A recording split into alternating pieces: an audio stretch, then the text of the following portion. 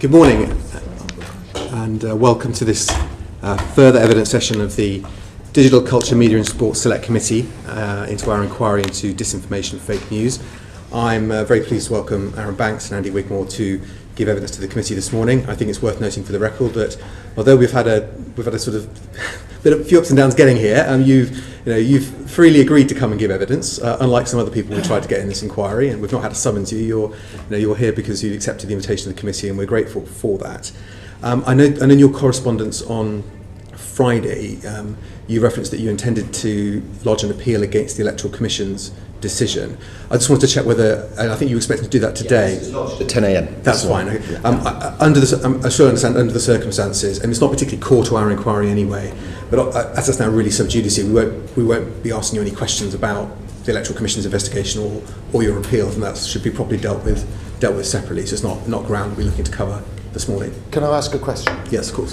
In light, Mr. Chairman, of the fact that, according to Guido, that you had some hospitality from Putin's number one man in United Kingdom, do you not think you're a bit conflicted quizzing us about this today? So I wanted to make a suggestion. Perhaps you might want to recuse yourself and then let one of the other people take over as chairman. So resign, so you can actually ask us questions independently. Well, it's a nice try. It's a nice try, Mr. Wigmore. Well, it's just saying.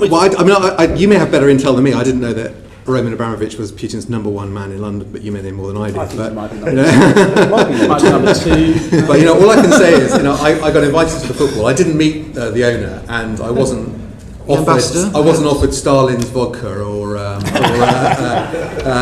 so I'm not as good at pushing their buttons as you are. But Damien, you do know how it looks. That you have hospitality or you meet Russians and then people write terrible things about you. Yeah, I know. But anyway, we just mention it. Well, there's also another issue. Another issue is very important. What? No, I don't think we want to get too distracted before we. No, I think let's start as we mean. Start as we need to go on. And what I can say is that I have declared the register of members' interest my acceptance of 2 tickets to go and watch Chelsea play Crystal Palace, and I can say that there were no inducements, offers, shares in gold mines. Nothing transpired at that football match, which would give this inquiry any cause for concern. But, no honey traps. No honey traps. No, nothing at all. It was all very. Chelsea won 2-1, and that was it. That was the extent of the entertainment. But, okay, accepted. Okay, so let's start off on the questioning, and I would like to start really on. Sorry, I really want to declare my small interest that I mentioned to you earlier. That at one point, this is an interest just to cover ourselves legally. That at one point you were going to stand against me in Clacton. I think it was for the day. We have no connection apart from that. Yeah. Thank you. Okay, thank you. I don't believe there are any other declarations of interest, so we'll start the session. I wanted to start off really with the issues really that led us to initially inviting you to give evidence, and indeed actually you requesting to give evidence during the session with Alexander Nix. So I just really wanted to, just for the benefit of the record and for the benefit of our inquiry, just to sort of cover off some of the questions around Cambridge Analytica, which I know you are obviously very familiar with. Brittany Kaiser said to the committee that the initial introduction made to link you with Cambridge Analytica was made through Steve Bannon. Is that correct? The initial introduction was through Steve Bannon, yes. Yeah. And did you have a relationship with Steve Bannon before that time, or did he reach out to you? I met Steve Bannon on 2 occasions. He was obviously involved in Breitbart. Yeah. And knew Nigel Farage quite closely, and I met him twice in London. Yeah. Yeah. And Robert Mercer's obviously heavily connected with that organisation as well. Is he someone that you know? Have you met? I've never met Robert Mercer. Okay, that's fine. He's a friend of Nigel's. Yeah. Do you remember when you had first contact with Cambridge Analytica? Do you remember when that was? I don't have the exact timeline, but I'm pretty sure the way it's been reported is correct. Yeah. So at some point, probably earlier in 2015, that'd be correct. Yeah. And did you? At that time, you were obviously thinking about the role Leave.EU would play in the referendum. Had you started thinking about the sorts of services Cambridge Analytica could supply? Were you actively looking for a company that could work with you to provide expertise on data analytics? Yeah, I mean, it was proposed that they were experts in, as you say, data analytics, and we spoke to them. They made a pitch to us, and I think as the pitch, I know we're not allowed to talk about the Electoral Commission, but their report, I think, shows no evidence that we went ahead with the pitch, and that's the case. Right. What was it your intention to do so, that if you'd been successful in securing the designation, that you would have used them? Yeah, we put it into the designation document that went to the Electoral Commission as record. Yeah, and would you? There was some talk about. I think Dominic Cummings has written about this in his blog yesterday. About. I don't think you can believe everything Mr. Cummings No. He talked about. I think in the same blog he recommended I was thrown down a mine shaft, so I'm not really. No, exactly. He said some pretty. I used gold mine shaft. Exactly. So. He said some comments about me as well, so on his blog. But got that in common. One thing I just want to ask about, there was some talk, I think you in fact I think advocated whether Leave.EU and Vote Leave should become one organisation rather than two competing organisations. Ran in the new year 2016. Well, I think there was a lot of heat around the fact there were two campaigns. A lot of donors, a lot of Conservative MPs, others thought that it would be better to try to have a united front. Actually, as it turns out, I think it's fairly well on the record, we despise Dominic Cummings, Matthew Elliott and the other people that tried to turn it into part of the Tory party. I mean, from our perspective, Vote Leave was a sort of an attempt to kind of own the referendum from the Tory Brexiteers' point of view and exclude UKIP and the other participants. So we were certainly not very friendly with that. Yeah, but you would have, and one of the things Dominic Cummings cites is that he disagreed with your use of Facebook data, the way you were using Facebook data. Presumably that was the model that had been proposed by Cambridge Analytica. No, I mean, we built up a huge social media following, both on Facebook and Twitter. I think over 1 million people followed us. We had huge engagement, but that was internally generated. We did not use Cambridge Analytica. And it's quite interesting, actually, if you go to Dominic Cummings and Tim Shipman's definitive work on the referendum, he actually says that Dan Hannan said that Vote Leave scraped Google data and sent it to a team of astrophysicists on the West Coast.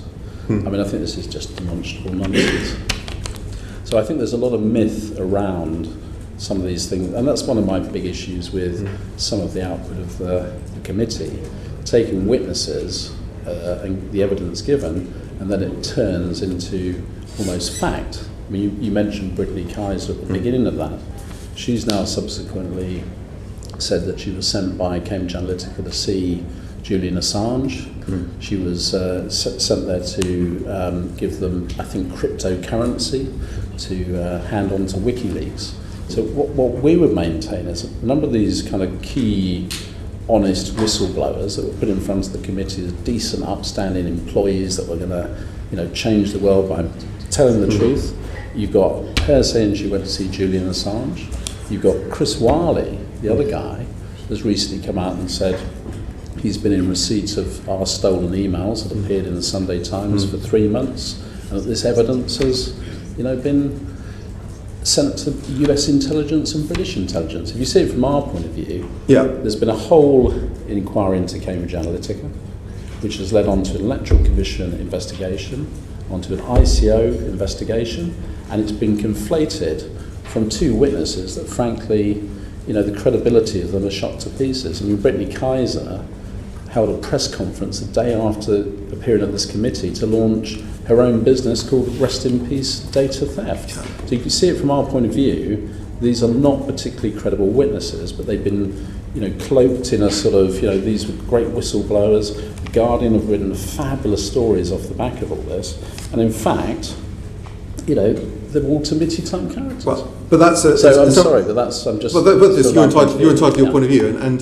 part of the reason for thank you, by the way, for letting me express that. I think it's useful. We can talk about these things. But part of the reason for inviting people like yourselves to come and give evidence is that so that you can, as part of our inquiry, we can put to you issues that we've received and give you the chance to respond to them, which is what we're looking to do today. Can you see what I'm saying? I can see what you're saying, and obviously for us, because Brittany Kaiser was someone that was shared a platform with Leave.EU at the launch and was working directly on the campaign. It's obviously of interest to us when allegations are made about that to talk to some of the people that were actually doing that work and hear what they have to say. But obviously we want to hear your views on that as well. I just merely say that subsequent to their appearance, their credibility is somewhat shot to pieces by the somewhat fantastical statements they've made afterwards. They enjoyed their time in the limelight, and they've obviously, conflated quite a lot from it. So obviously that's your view, and you've expressed it, and you're entitled to it. But when did you first start discussing with the Cambridge Analytica team the way in which you could use data held by your insurance company to create data models? We had two or three meetings with them, and it became clear to me that, as is true in a lot of politics, there's a lot of sizzle and sometimes not a lot of substance. So it became clear that what this company really is an advertising agency, which I think is what Nick's actually said, that then did a little bit of politics on the side.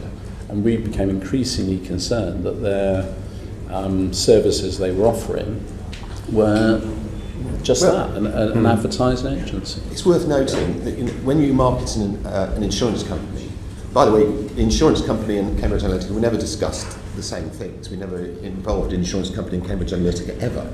But when you're an insurance company, it's marketing. So if you take a look at how marketing works, you're talking about pay-per-click, Google ads, all these kind of mechanisms that you use to market insurance products. We were very skilled at that. We've got years of understanding of that. All we did was apply that knowledge in marketing for insurance to the referendum initially, to the campaign, because that's all we knew. What we decided to do is try and go and find the best people we possibly could in the world. So we looked at an organisation called Goddard Gunster, which I think you're familiar with, in the United States. All they do is referenda. That's all they do. And here we believed that Cambridge Analytica were perceived certainly as one of the best campaigning companies, political campaigning companies. So of course we looked at them. The truth is, our marketing people and the people we had around us probably knew more than they did when it comes to actually trying to get that message across. They're skilled in insurance marketing. We took that knowledge, which we both deeply held, and applied it to the campaign. I think you go back to what you said about the two campaigns. I think we actually won the referendum because there were two campaigns. The Vote Leave was a kind of soft Tory appeal to the kind of middle class kind of voters. We were very much appealing to more the sort of Labour voters, where immigration was a big issue. So I think in the end, maintaining two campaigns was, a very valuable thing. Because also when you were discussing with Cambridge Analytica, a lot of the work we've done looking at the way they work so far, obviously Aggregate IQ have been one of their key partners. They'd worked with them consistently, really, from the beginning of 2014 through to the start of the regulated period for the referendum itself. Had they discussed bringing AIQ in to work with them on the campaign if they were hired by you? It's not something I had heard of. Me neither. But did they, obviously the key service that AIQ provided, they created various tools that help take the different data elements and can turn them into the data sets that can be used for targeting, and that would seem to be a skill that Cambridge Analytica bought in from them, and therefore I wondered who would have done that if they'd worked for you. I think that was very much my point on Alexander Nix, that I think they were huge marketing people that claimed to do all sorts of things, but actually what they were an ad agency. Quite simple what they were doing, really. But so, it's not uncommon, is it, for people that offer these kind of services to, and I think as we saw with the Channel 4 expose, he made all sorts of, claims, of what his company could do. Whether it actually transpired he did or not, I don't know. So but I got the definite feeling that they were a kind of ad agency that kind of had surrounded this mystique around. You see, this idea that you can hypnotise people is rubbish. Well, what about the role? Obviously, a key part of the way they work seems to be psychographics. And Alexander Nix has spoken throughout 2016 at various conferences and afterwards about psychographics being one of the additional things that they bring, and also their ability to analyse and so psychological profiling. Oh, sorry. Was that something that? Because obviously you've got data. You've got insurance data. You've got data you can work with. But did he talk? We never used insurance data. There's nothing to do with insurance data. We never touched insurance data. Okay. But what I will say is that we had a team of people that worked specifically on creative advertised. I'm sure you're all familiar with some of our work. Some people may not like it. But in terms of the actual stuff we were putting out, we did our own sort of micro messaging, if you liked. I mean, I'll give you an example. We put out a tile that was targeted at green voters, which is not something you would think would have any traction. But then we looked at, let's say, for instance, poor African countries that can't export their goods into the UK. And so what we would do is target individual groups. So we did that, but we didn't use this kind of, mythical data to do it. What was on the pitch doc, on the sort of phase 1 document that was published, that Brittany published? But there are sort of 3 core elements to that. There's UKIP. Sorry, I don't know who took the photograph, but we had this problem last week, just to say that no photographs are allowed to be taken in the room. So hopefully that went off by accident, but we make sure there are no other photographs taken. There are 3 elements in that phase 1 document. There's information coming from UKIP. There's data that's been gathered by Leave.EU. There's also then information from Eldon Insurance. So what was in their presentation to you? What were they suggesting you did? So I think the sequence. Sorry. Yes, fine. So I think the sequence of events there was I went to the meeting and I wore several different hats because you don't disconnect your different businesses and the things you're doing. You really don't.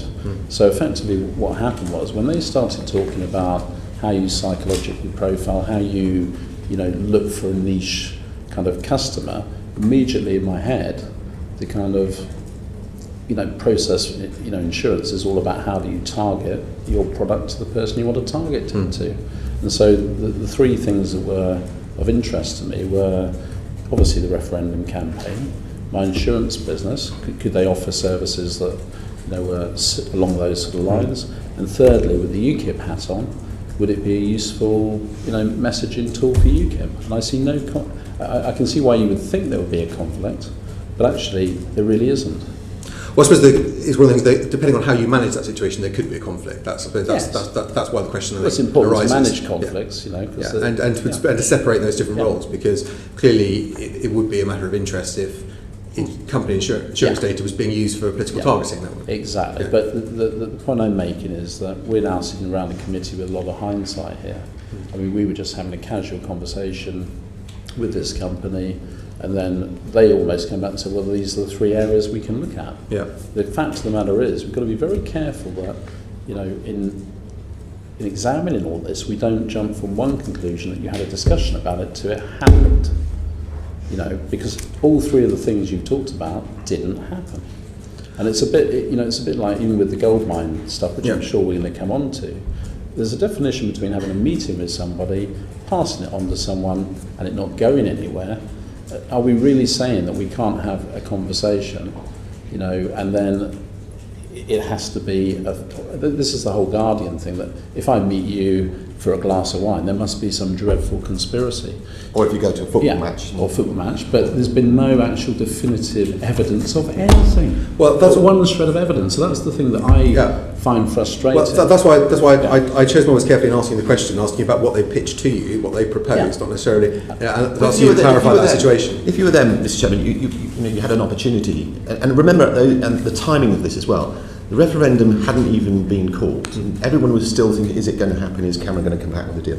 No one really knew. So when you were a company like them, you're pitching to a businessman, you're thinking, what can I get out of him? Yes, there's a referendum, and there's possibly work for his insurance company. So from their perspective, you could see why they were. I understand you work for Saatchi & Saatchi. I'm sure you made plenty of speculative pitches to clients on how to give the services of Saatchi & Saatchi. I mean, that's how business works. It was a simpler time. Well, of course, right. A probably more enjoyable time. But obviously, where they pitched it to you was they said their document, Cambridge Analytica believes that the integration of several different projects will reduce costs. So when they're talking about integration of projects, are they looking at there are 3 potential strands of work which can be managed separately, but by one team, or are they saying these could actually, you have 3 projects that could become one project? I think anyone involved in politics knows it all starts getting very confusing very quickly. I mean, from our point of view, what we've said is we've had some initial discussions with Cambridge Analytica. We didn't take up their services.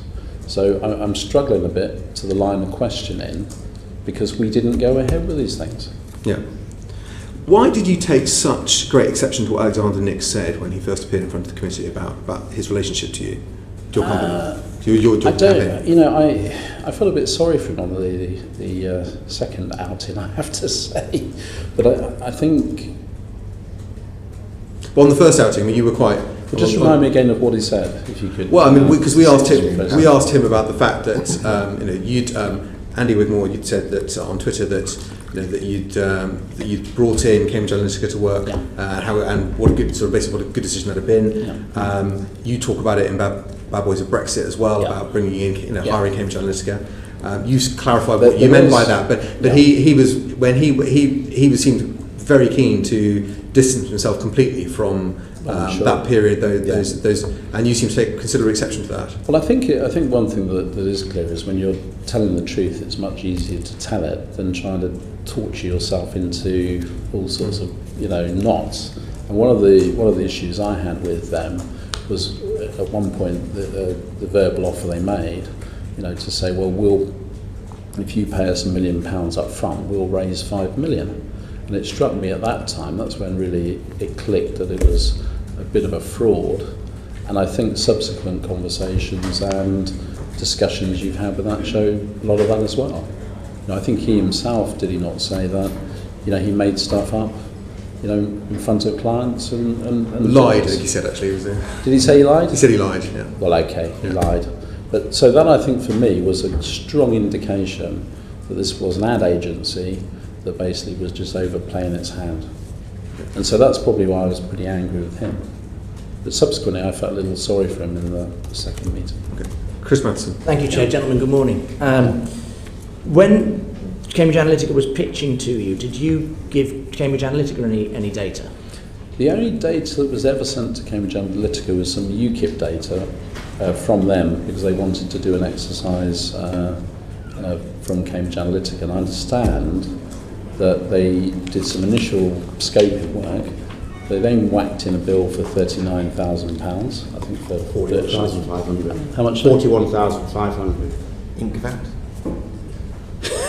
I'm sorry. They whacked in the invoice anyway. Go on. I don't, whether the invoice is 39,000 or 41,000 doesn't seem to me neither here nor there.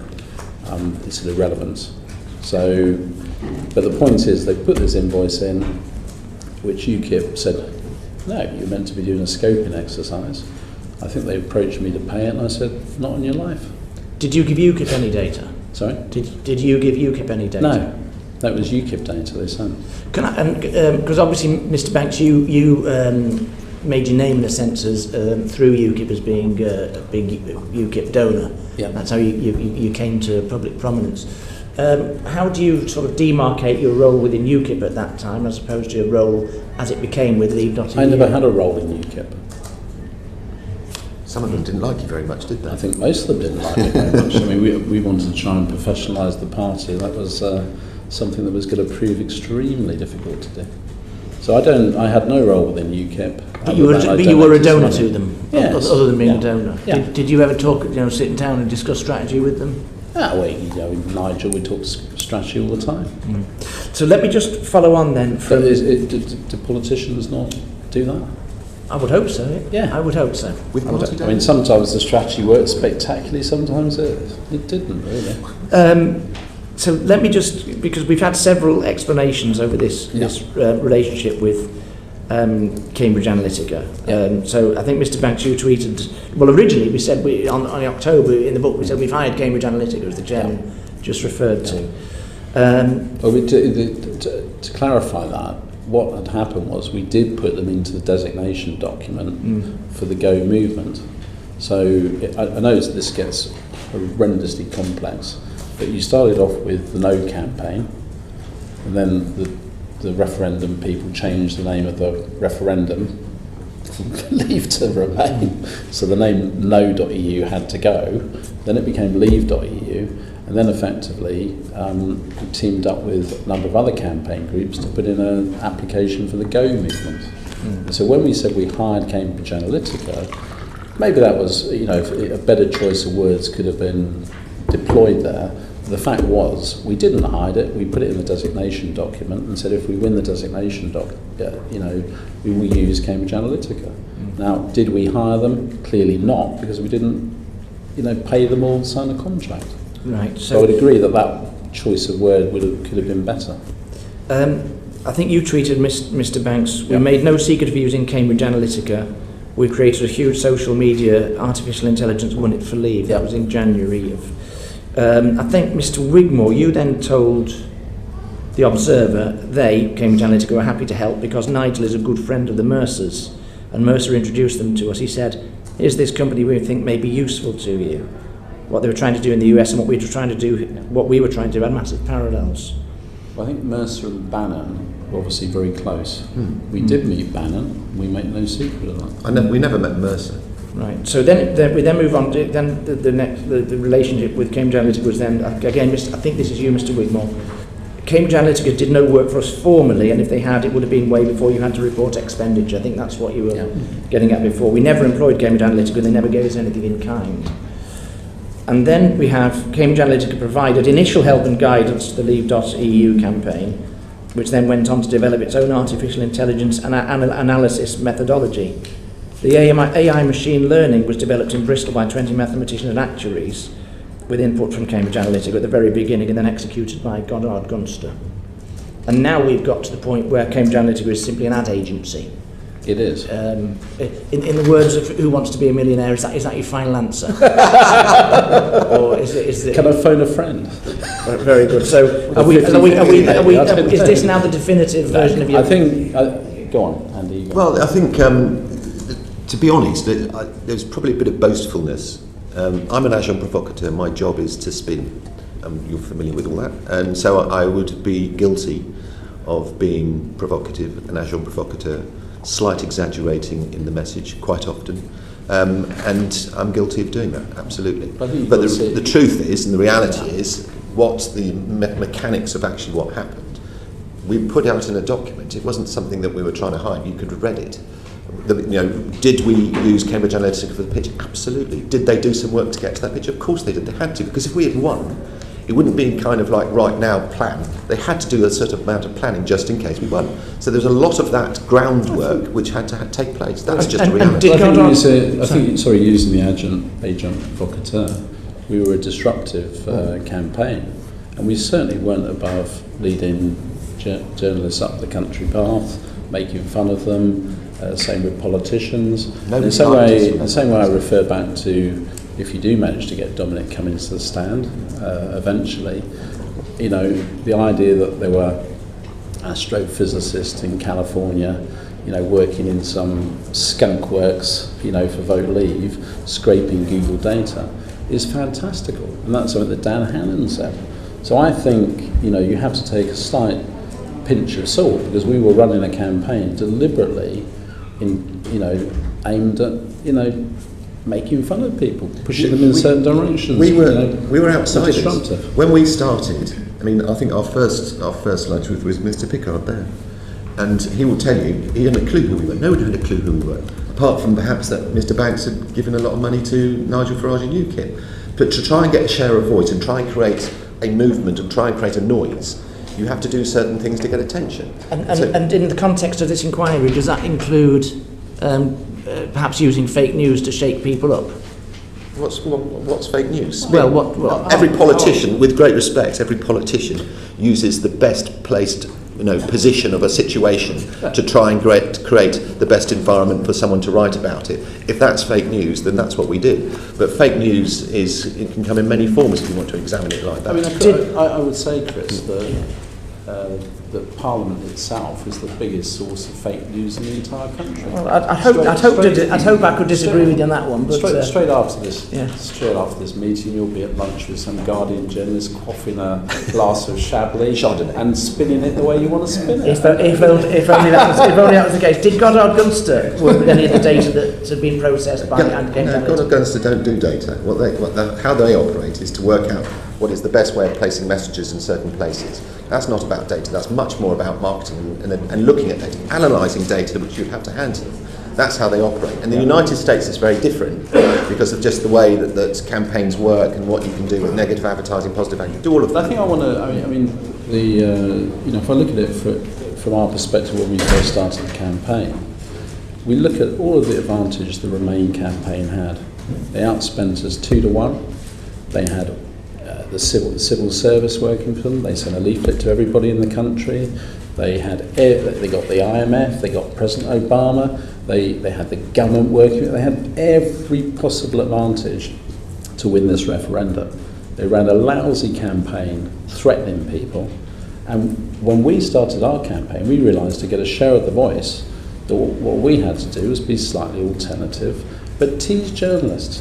You know, I mean, they're the cleverest, stupidest people on earth.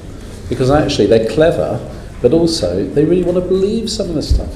So we were not above, using alternative methods to sort of punch home our message or lead people up the garden path if we had to. But also, the piece of advice we got right from the beginning was, remember, this is referendum are not about facts, it's about emotion. You've got to tap into that emotion. It doesn't matter how many facts you throw at, it's white noise to people because people are voting on something they believe and feel emotionally. Who gave you that advice? Goddard Gunster. They had run successful referenda right across the United States. They had a 93% hit rate in America.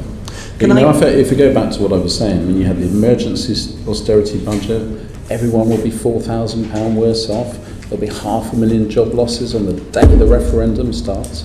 I mean, actually, if you think about it, the Leave campaign was outgunned in every possible way. You had the battleship of a campaign, but you chose the wrong strategy. And the reason you did that was you didn't understand the underlying issues that were driving the Brexit referendum. And I think when you look at it, I think we did understand the issues better, and therefore we tailored our campaign to achieve those goals. Well, let me just ask you one more question. And we talked about these astrophysicists in California. Tim Shipman does, yeah. Oh, yeah. But you talk about Bristol. You have 20 mathematicians and actuaries. Who were they? Where I did think you it's get slightly conflated that we do have an artificial intelligence team and big data analytics working on our insurance business, but none of them were deployed in the referendum campaign. So the where actuaries. Sorry, I think it was Mr. Wigmore. The AI machine learning was developed in Bristol by 20 mathematicians and actuaries with input from Cambridge Analytica. Those are from your insurance. I think the words of Alexander Lipnick, he probably Slight exaggeration. Spun it. You know? So I know how the insurance company operates, but if my numbers are incorrect, there might have been 15. But they do have people that look at this stuff. You have to as an insurance. So were these? But they were not connected with the insurance business at the referendum whatsoever. Where did you get them from? Well, they work for the insurance business. But they no, hold on. Sorry. Hang on. Hang on, fellas. Hang on, gentlemen. Sorry. Yeah. Either they fellas is all right.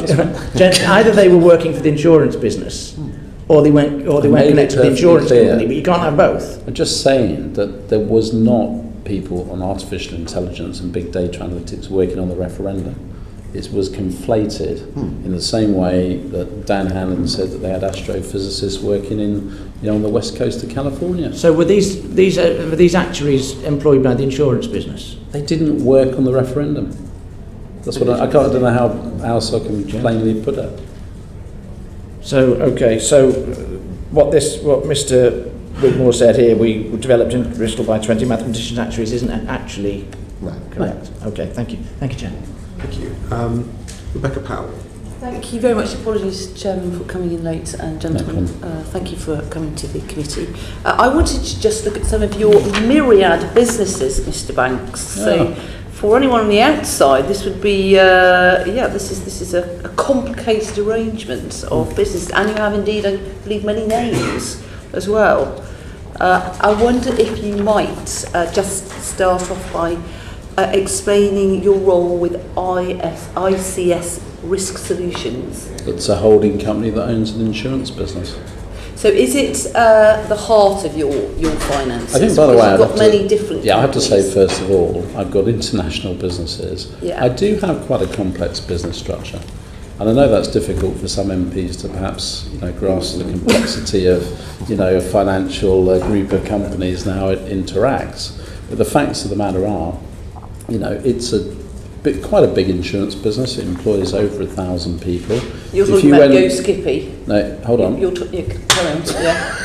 If you went into the accounts of Aviva or any insurance company in this country, you could equally say this is a complex web of subsidiaries and different companies. It's an insurance business, and by definition, insurance businesses have lots of connected companies. Okay, so just to be clear then, for us MPs who don't understand, the complexities of 20 businesses, could you just clearly outline? I did run my own business, but it was very small. What sort of business was it? ICS Communications and PR. Mm-hmm. Oh, of course it was. Did you work with Mr. Collins? ICS Risk Solutions. Can you just explain where that comes in, though? Is it the holding company for Eldon Insurance and the insurer behind Go Skippy, just so that we've got that all clear? Off the top of my head, we've got a number of ICSs. There's more than one ICS. You'd have to be very specific, and I'd have to go back and check. I mean, even to the point where if you said to me, do you know every single company and how it interacts with every single company, it's probably unlikely I can tell you that. But ICS, if it's the right ICS, is the ultimate holding company of Eldon Insurance, which is the Go Skippy, is one of the brands that operates under Eldon Insurance. Thank you. Yeah. And is it true that ICS Risk Solutions paid over 77 million since 2015 to prop up another of your companies called Southern Rock, which is an underwriting arm in Gibraltar? So you're saying... Well, I'm just asking you. Well, I just want to clarify... Just to be clear. Well, I just want to be clear. So you're saying a company I own called ICS is propping up another company I own. This is what we're led to believe. I've just but asked I own both if this companies. is true. So yes, but I believe that Southern Rock was insolvent. So you've been propping that's it up. not correct. With 77 million. How'd you work that one out? If it was insolvent, it wouldn't be allowed to trade, would it? This is a good question. That's what I'm asking. But this Well, is what we're led to believe. Well, it's a ridiculous question. I mean, actually, if an insurance company is insolvent, it loses its license, it can't trade. Instantly. So what you're really saying is that ICS Holdings, which I own, lent some money to another company I own. I mean, I'm led to believe that it was after regulators found that business was trading while technically insolvent. Well, the regulators we put in place with the regulators what's called a restoration plan. It's quite normal insurance. I mean, Aviva and Direct Line in the same year announced £1 billion losses in the UK motor market. We were we were required to put more capital into the insurance business, along with the entire UK insurance industry, by the way, had to all put money into their insurance companies, and that money came from another company I owned. So I'm struggling to see what the killer question is here. Oh, well, it's not supposed to be a killer question. Well, I mean, I'm just trying to get some clarity, but also then the company's house have asked you to publish the accounts of ICS Risk Solutions, have they not, in order to get some clarity on all of these things? No, they haven't asked us to. Oh. I've not, I mean, if you're giving me new information that I haven't hitherto received, I don't know, but we have not been asked to do that. Okay. And then... By the way, we file all of our accounts with all of the different company, registrations. Of course we do. We're a licensed insurance company. Fine. Thank you. Can I just return to the point of the sort of, 77 million into Southern Rock?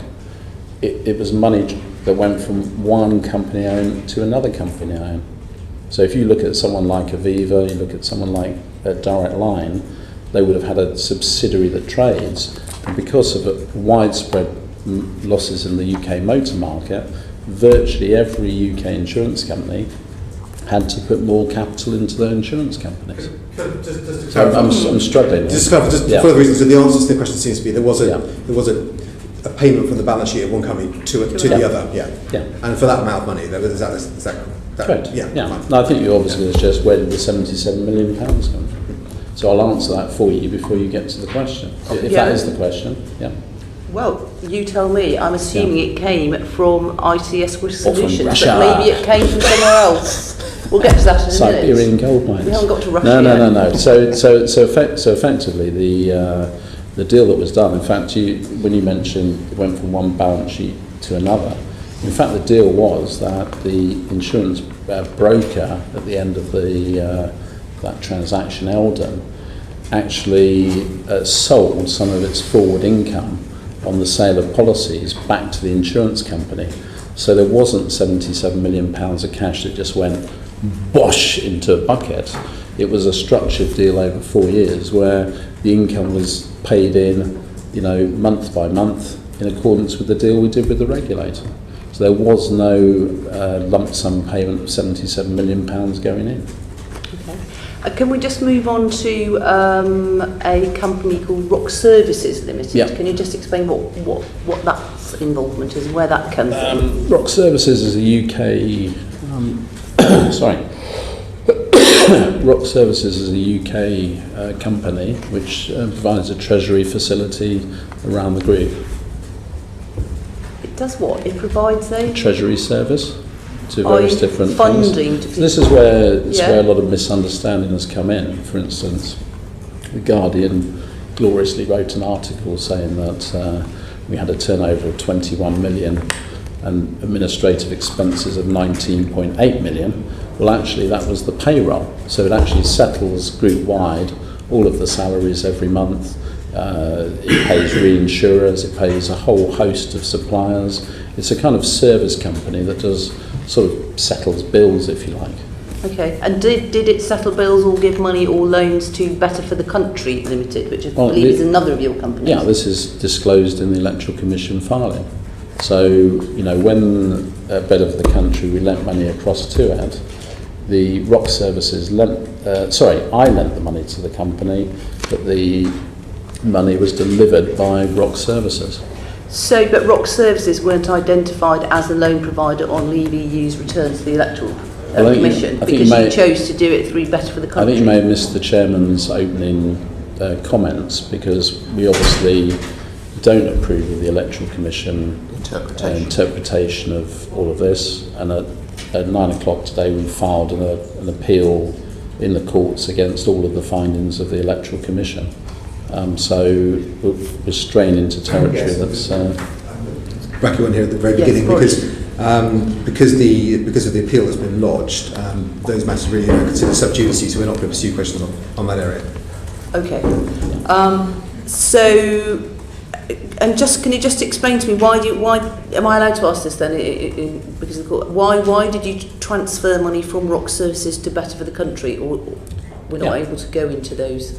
Because I will cover it, although it's been obviously our appeal against the Electoral Commission findings have been lodged today. Effectively, the loan agreement between Better for the Country was between Better for the Country and myself. Okay, Rock Services, as we just discussed, is a treasury function that just delivers, the cash. It's just a service company, and the actual loan came from another one of my companies that was delivered in. So from my perspective, I'm a UK taxpayer. I've made the loan out of my own funds or company funds to Better for the Country, and that is what was disclosed to the Electoral Commission. Now they say in their actual finding that the loan wasn't wholly untransparent. Well, actually, if you take the opposite of what is not wholly untransparent, it means, well, it was transparent. So they say that I should have said that the money came from Rock Services, whereas it said it came from me. Now, I'm sorry, but usually the other way around is people trying to hide behind companies, not, say who it is. This is where the money came from. Can I just say, I think because of the legal action that's now and this is part of the legal action with the Electoral Commission, all of the documents are available, or should be, shortly, in our submission to the court, where we're basically challenging the fairness of that hearing, or those findings. Yeah, I think we'll probably leave it there on Yeah. that subject for now. So, Okay. were there any other questions you had? Well, it was just a general observation that all these different companies and names and tortuously complicated arrangements that people now seem to be trying to unravel, journalists or whoever, suggest that you do have something to hide in all of this that might somehow have some connection to influencing politics across the world. Well, I'd like to think I'm an evil genius with a white cat that kind of controls the whole of Western democracy, but clearly that's nonsense. And by the way, you keep mentioning different names. This is another Guardian wonderful piece of fake news, where they've been through every filing that's been made to Company House, and Company House, by the way, frequently make mistakes, so I know to my cost. And so what the Guardian said was, there are 7 different versions of Aaron Banks, at Company's House, and the most common misspelling is 2 A's, Aaron and Aaron, and so when you say different names, it's my name. It's not like John Smith or Roger or Brendan O'Hara. It's literally my name on the documentation. So I can't see where this comes from. It just says Aaron Banks, or in one case it uses my middle name. It says Aaron Fraser Banks, or it uses Aaron Fraser Andrew Banks, and each one is counted as a separate version of my name. Now you just brought it up because that is exactly how fake news works. You make a comment, you say you use 7 different versions at Company's House. Well, actually, it was just different versions of my name or my middle name. And by doing that, the Guardian write the story, he doesn't file his paperwork correctly, he does this, and then they write the story, then the fake news gathers pace. And you've actually repeated that, I think, 2 or 3 times. It's a complete non-story. Well, this is why you're here today, so that you can give your side. Well, I jolly well am. And just finally, so can you be quite clear that any money from your overseas business interests has never formed part of your political donations? No. You can't be clear. I can be clear. I live in South Gloucestershire, I pay my taxes in South Gloucestershire, and I pay a shed load of tax, probably more than the entire committee put together.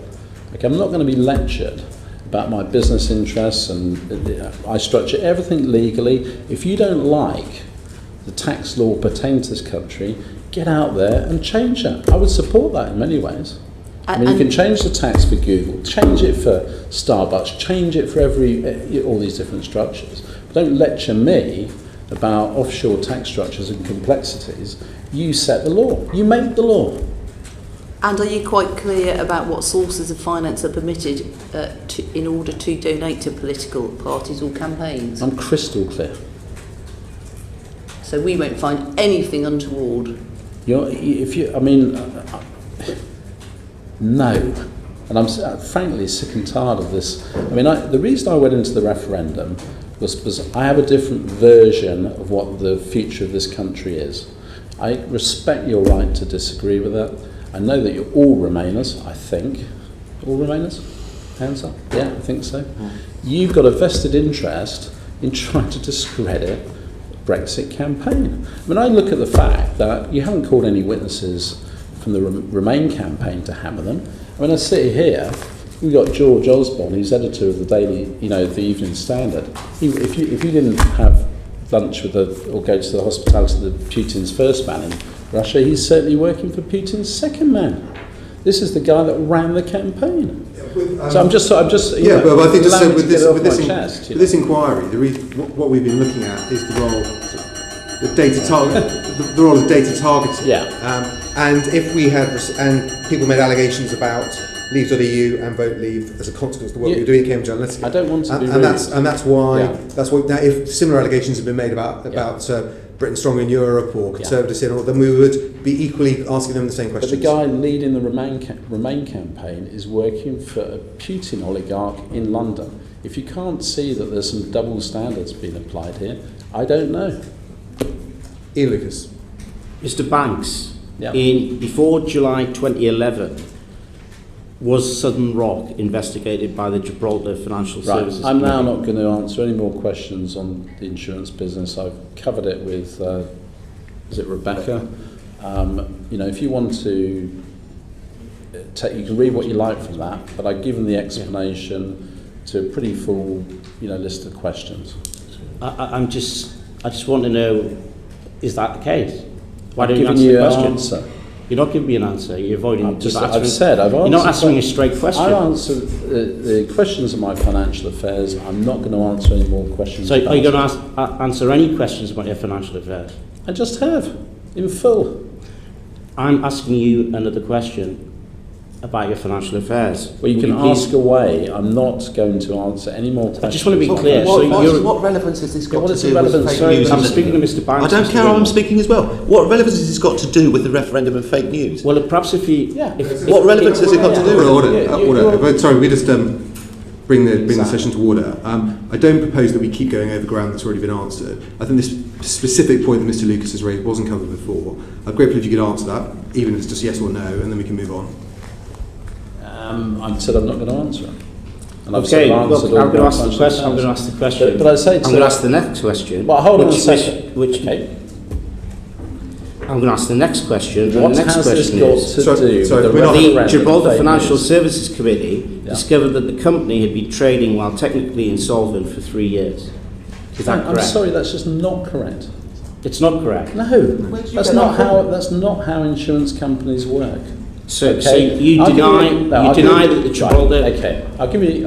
Financial Services Committee found that the company had been trading insolvent for 3 years. It had not been trading insolvently for 3 years. If it had been, the regulator wouldn't have allowed it to. This is what happens. You've got parliamentary privilege. You can make a full statement. You can, and this is exactly how things start. How on earth can an insurance company trade insolvently for 3 years? I think this question. I think this question of the solvency of the business and the transfer of cash to the business has been covered now. But I'm sorry, Unless there's more you want to say about it. Damien, I'm sorry, but this committee is meant to be investigating fake news and the role of it in politics. What Mr. Lucas is doing is using parliamentary privilege to make a reckless allegation, which he knows is going to be reported elsewhere, and that's why he's doing it. And frankly, it's pretty disgraceful. Mr. Banks, all I'm doing is asking you a question. No, you're not. No, you're not. Okay, but I think And I'm going to ask you the question's now been asked. Okay. You have answered it, and I think we should now move on to the other issues we want to cover. Is it correct that you do not currently have FCA approval to carry out an operational executive role at Elden Insurance Service? What is this? Have you just got another list of questions? Is that like correct? this? Are you the MP that got drunk in the House of Commons and harassed a woman and got drunk on a karaoke evening? No. Well, good, but one of the committee is. I just don't know which one. What do you want me to do? Do we want to sit here and throw bread rolls at each? Mr. Banks, I think this is a serious issue. Why? No, why? That's why you're asking a question which is clear as day. You go and check with the FCA. They'll tell you. What has this got to Well, do? why doesn't he answer the question? Well, I'm asking you, what has this got to do with fake news and its role Because it's in about political money. interference? It's about money, Yeah. and it's about where the funding came from Yeah. for an individual who made substantial donations to a hugely important referendum campaign in the UK. Yeah. That's why it's relevant. Yeah. Well, for a start, an insurance company cannot be technically insolvent for 3 years. Well, I That know is you a keep point of saying fact that. that can't You be keep the saying case. that. Right, But okay. I- Since you have... So I'm referring. That's why I'm referring. That's why I asked you the question. So I answered the reason I'm slightly vexated about it was I answered the question to Rebecca. Miss Rebecca in that the entire UK motor insurance industry suffered, I think it was a £2.5 billion loss at that time. So what happens in insurance companies is not that they're insolvent, it's that what's called the loss ratio that sits at the heart of the business, that is the number of claims you pay versus the premium you take in, gets reassessed. And when it's reassessed, then they will say, well, there was let's say, a shortfall of X, and therefore you need to inject more money into that company to continue trading. And what we did through the transaction that you brought up was inject more money into the insurance company for it to continue to trade normally as it should have done. Now, do you really think the regulator is going to allow a company that's been insolvent to continue on trading? I think if you thought about your question, you might go back to the question of do MPs understand the complexity of businesses? But actually, the fact of the matter is, when we identified what had to be injected in, we injected it in, along with, I might add, most of the UK insurance industry. And I'll tell you, by the way, why it happened. It happened because of personal injury claims that were coming out of the woodwork because of accident management companies, and essentially what you had is you had a whole scandal around lawyers making cash for crash claims, and then basically ringing people in industrial numbers and generating personal injury claims that then subsequently had to be recognised by the insurance company. And when that occurred, we did the right thing, we injected the money in from our holding company, and we carried on. I don't know if that answers your question. Well, I'd still like you to tell me whether you have FCA approval to carry out an operational executive role at Eldon Insurance Services. I don't have an operational role within that. So you don't have authority? I don't have an operational role within my insurance business. I own it. Thank you for have a chief executive. Thank you for answering my question. Oh, is that what you do? You've asked the question, do you have FCA approval? And then when I try and answer the question, you say no, because that's the little sound bite you want. No, Mr. Banks answered the question fully. If there's more you want to add, then you're more than welcome to. The only reason you've asked these questions is to try to create some sort of shadiness around the whole thing. Mr. Banks, all I'm trying to do is follow the facts. What facts? The fact that I just... What has this got to do with the referendum? It's got a lot to do with the referendum. Why? Because UK you are the biggest financial donor in British political history. Yeah. That's what it's to do with the referendum. Yeah, that's why you're here. Yeah, and that's what you really hate. No, it's not what I hate. It's not what I hate. I just want people to be open. I want people to be open. And I want you to tell us the truth. I answered the question, and then you went ahead and asked it again second. What do you think first attracted the Russian embassy to Aaron Banks, the biggest political donor in political history? Do you think there was anything to do with the fact that you were involved in the referendum campaign? No. We started on Russia now. We've finished the, if we could actually get into a routine where the question's asked and the witnesses answer it, rather than just providing a commentary on the question. I did ask a question. He hasn't answered it. Why do we think the Kremlin were interested in us? I asked why the Russian embassy were interested in you. I'll tell you why they were, because I asked to meet them. We met them at a UKIP conference, and we thought it would be. I was a diplomat, and we thought it would be quite a nice thing to go and chat to them. Why? Because his wife is also Russian. She's never engaged in much the Russian diaspora, and we thought it would be nice to have a chat with him. I've met him and his people in the diplomatic community many times. You do. That's what you do. So it wasn't unusual when you meet somebody and said, well, we'd like to come and have a chat with the ambassador. It'd be nice to see him. There was no other reason. In fact, we instigated, not the other way round. Ian, if the French ambassador phoned you up this afternoon, it may happen. And said, he never has. I'm not as important as you. No, but frankly, if he did and said, "Would you like to come round for lunch on Thursday?" Of course you can. But he never has. And by the way, the Russian ambassador wanted to. But Ian, this is with hindsight. Before it's not with hindsight; it's a fact. Yeah, it's a fact. So why do you think he wanted to meet you? What I'm saying is that we've now got a full-scale Russian witch hunt going on. Before that all occurred, there was no issue. Can I tell you why we wanted to see him?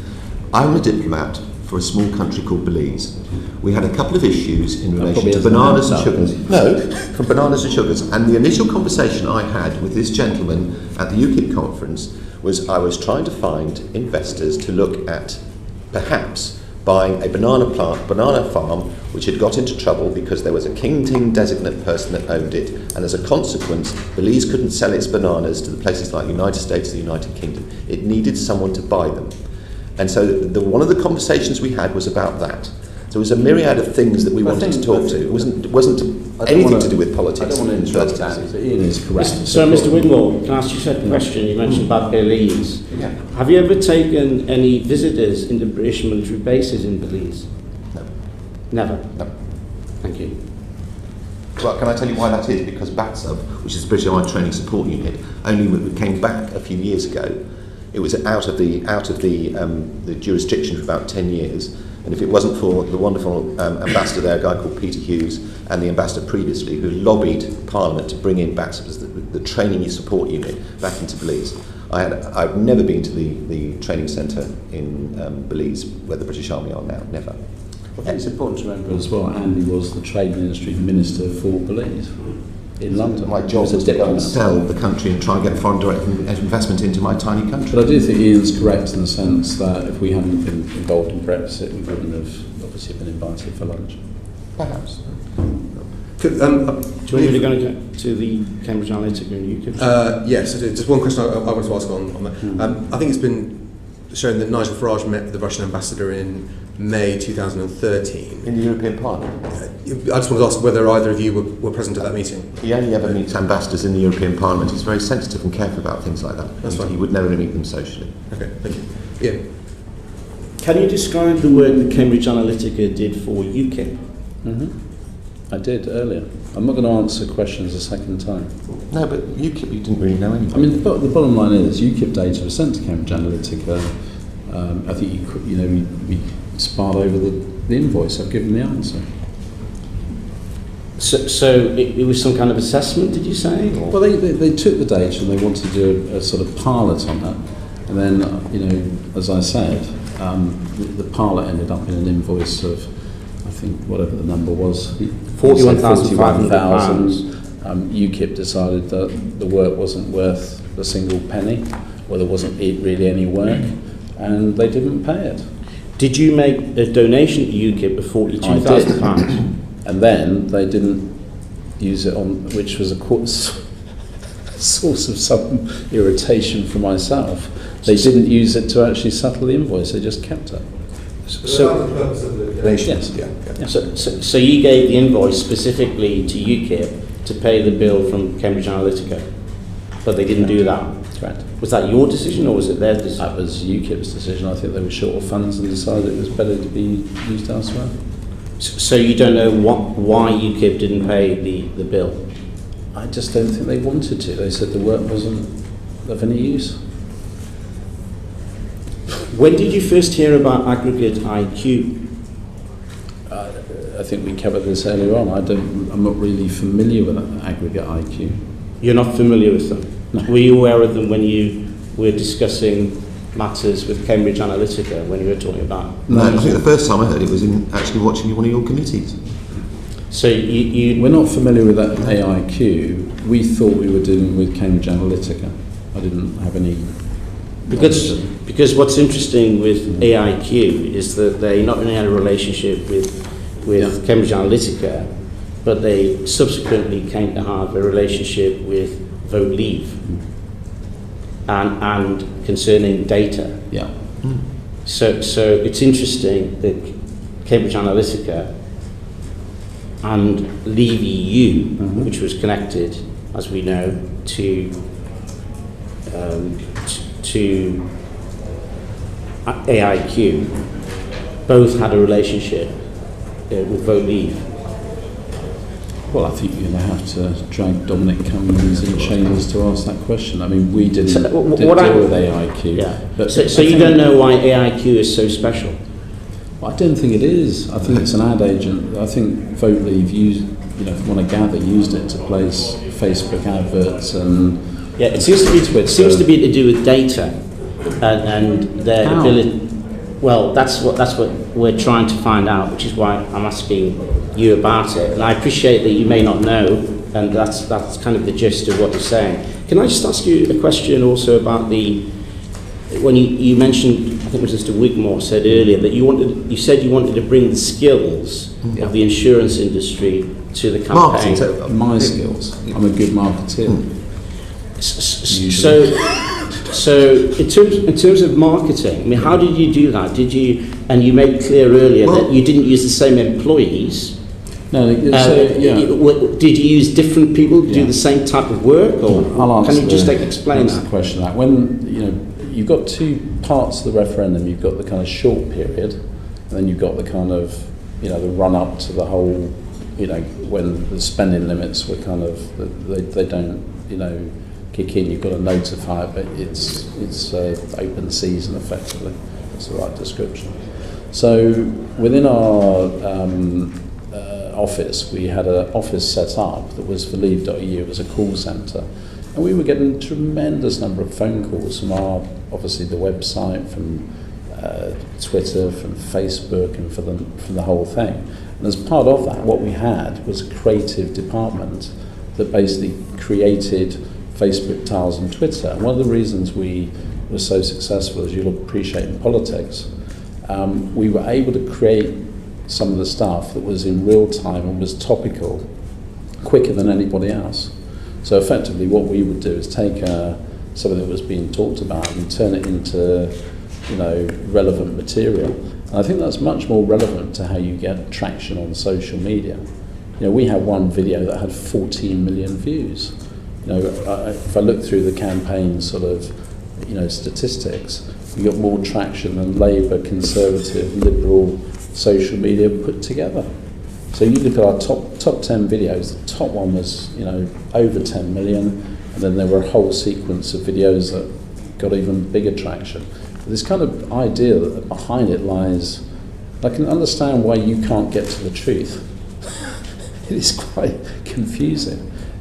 You've got this idea in your head that data is driving some magical profiling. It's like, look into my eyes, you're drawn in. And actually, the truth of it is, that's just not the truth. So Mr. Banks, I've been elected 5 times to my position.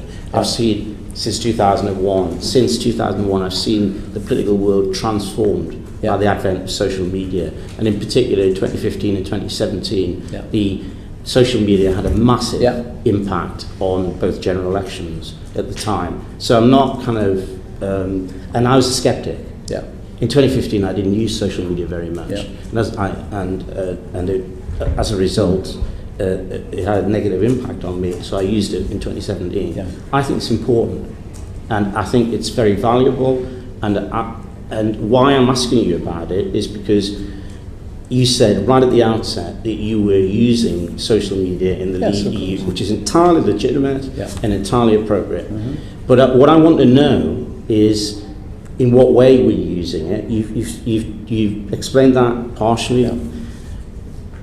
And there are 2 things really. There's the creative aspect, in other words, the content that you use, which you've touched on, but there's also the data, who to reach, which is also extremely important. But this is, I think, where there's a simplicity to this. I'll just give you a bit of colour.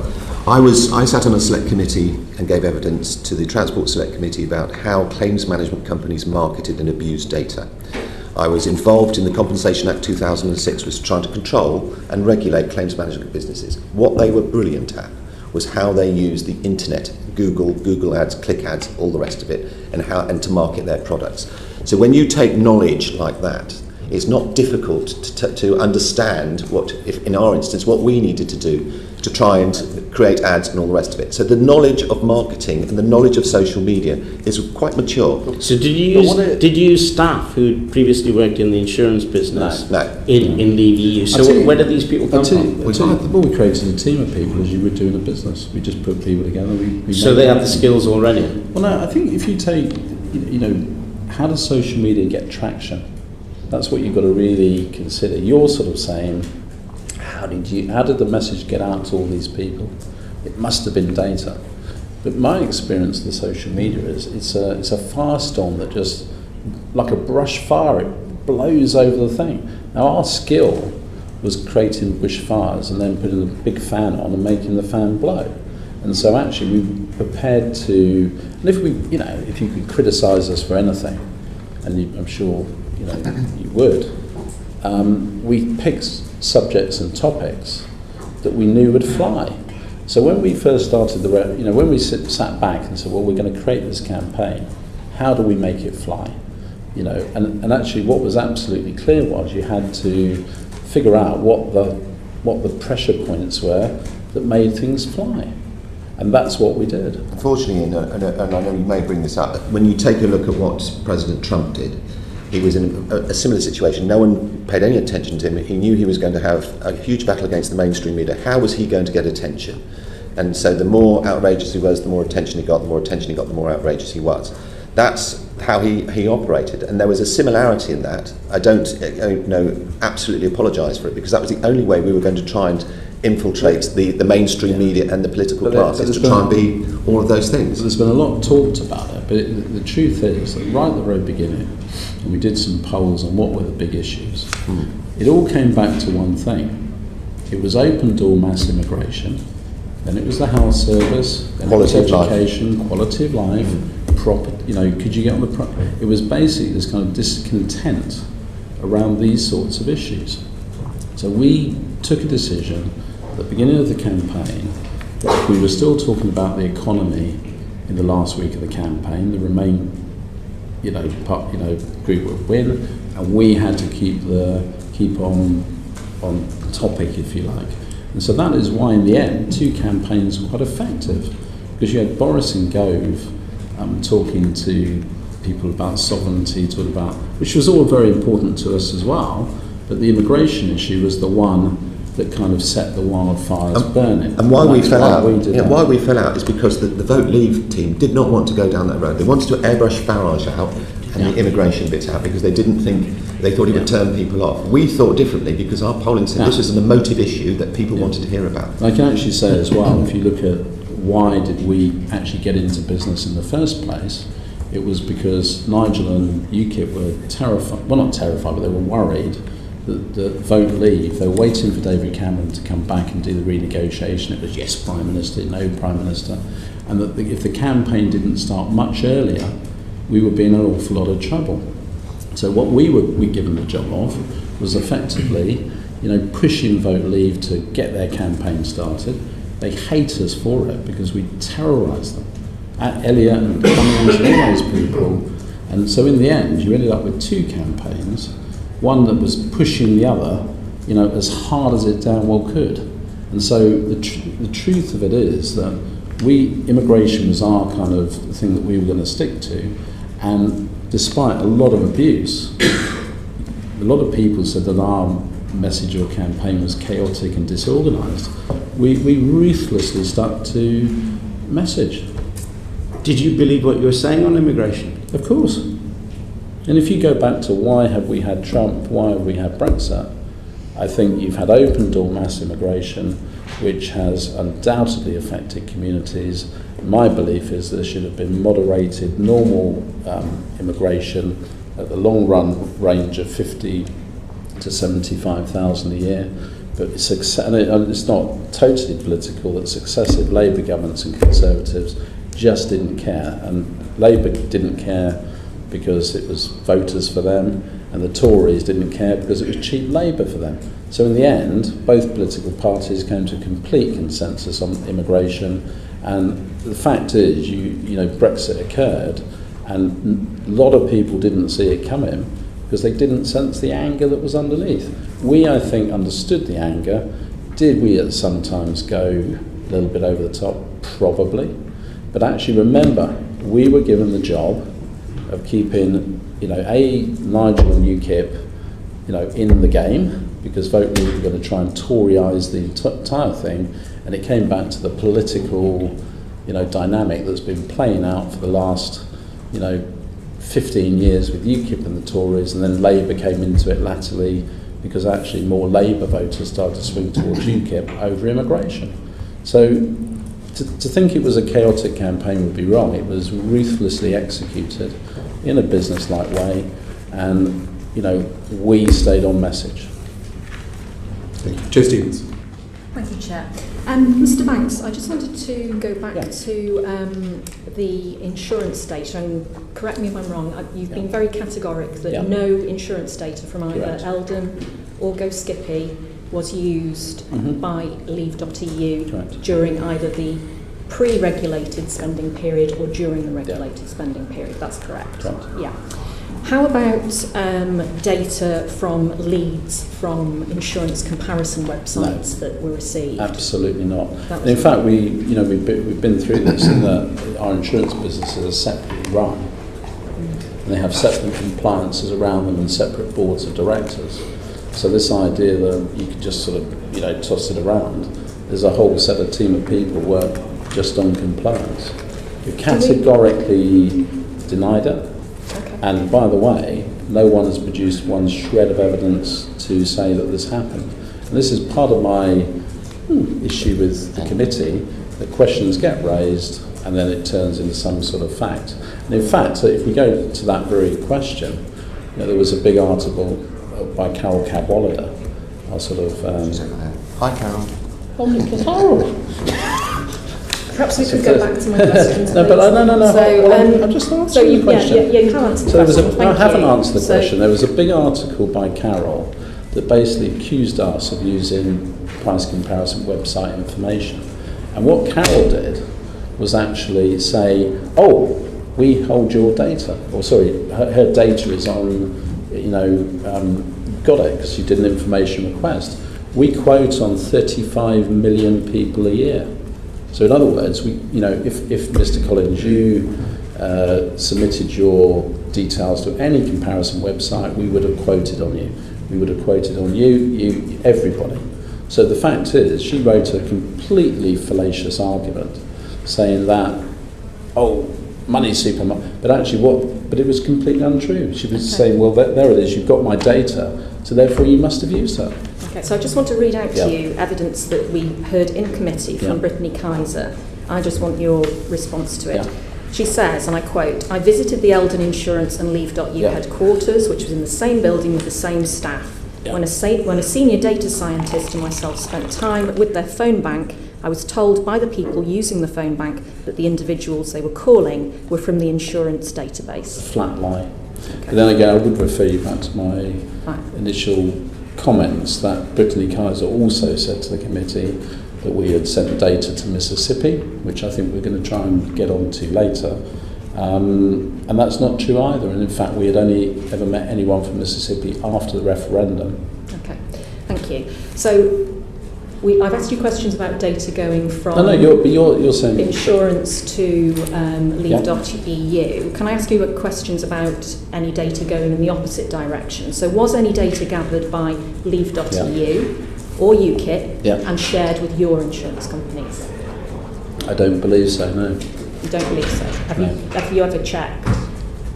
I can't be categorical about everything, but I've never seen any evidence of that, no. I'm very surprised, actually. Yeah. Sorry? There are two separate data controllers for these businesses in the article.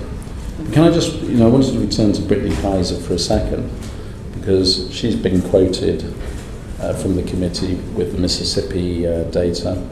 We know our first contact with Mississippi was after the referendum. The University of Mississippi, where it was meant to have been sent, has flatly denied the allegation as well. And I go back to what she said, subsequently about, having visited Julian Assange and handed over cryptocurrency. She gave a testimony which wasn't wholly truthful. Mr. Wigmore, you told Dr. Emma Bryant in evidence that the committee has published that the insurance company's actuaries used data to determine which 12 regions Nigel Farage needed to visit.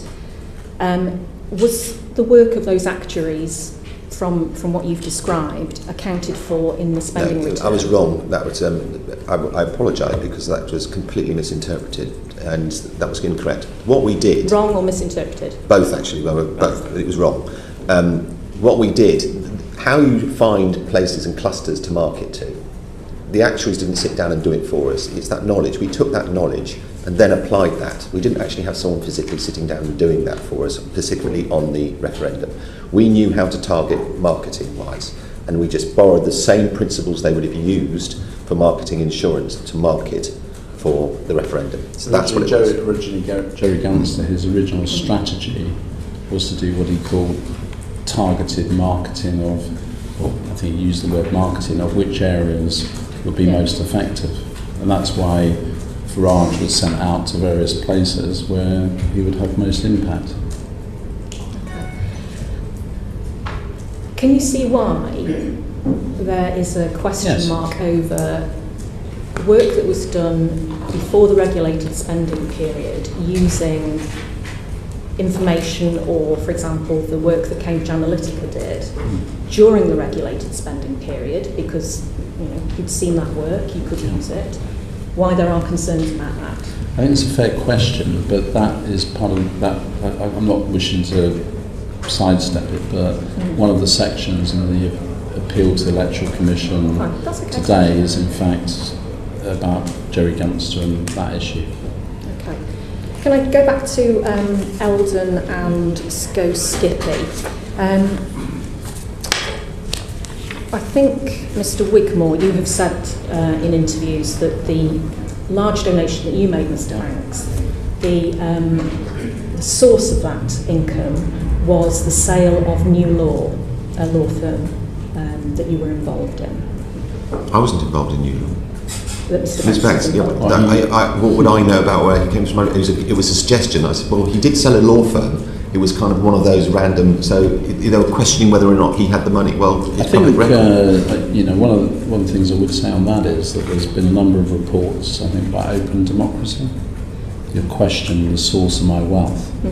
I think that's where that. I mean, it's a lot of money that you gave to the referendum. Well, I felt I'm just interested where it came from. I felt very strongly about it. I think that's probably clear. No, but New Law was a personal injury law firm that I set up. It was sold various shareholders to Help Hire for I think £36 million. Okay. So I think in relation to the questions we've been bombarded with, there are random answers. I'm just interested. So I think it was April 18, Mr Wigmore, you said that the sale of New Law legal was how money was generated for the referendum. Now, it would have been an idea. You talk about Aaron Banks' wealth. I don't know his true wealth, but if you were asking me, does he have any money? Okay. That would have been one of my responses. So we've got a misrepresentation, we've got something wrong, and we've got an idea. Fine, okay. At the time of the sale,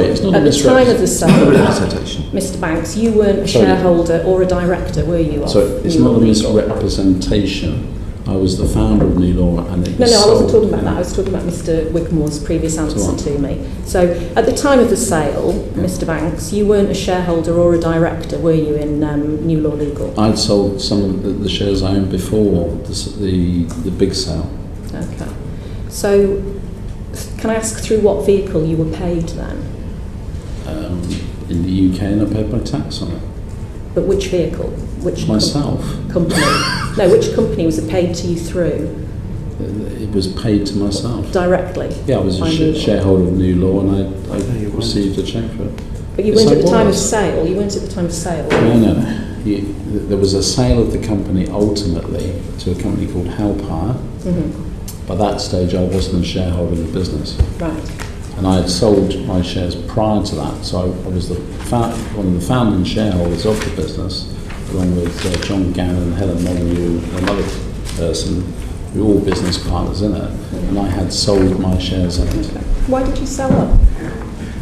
Why shouldn't I? I'm just interested, that's all. Reason why. Okay. Can I go on to the official Labour Leave campaign? Did you have any relationship with them? Yeah.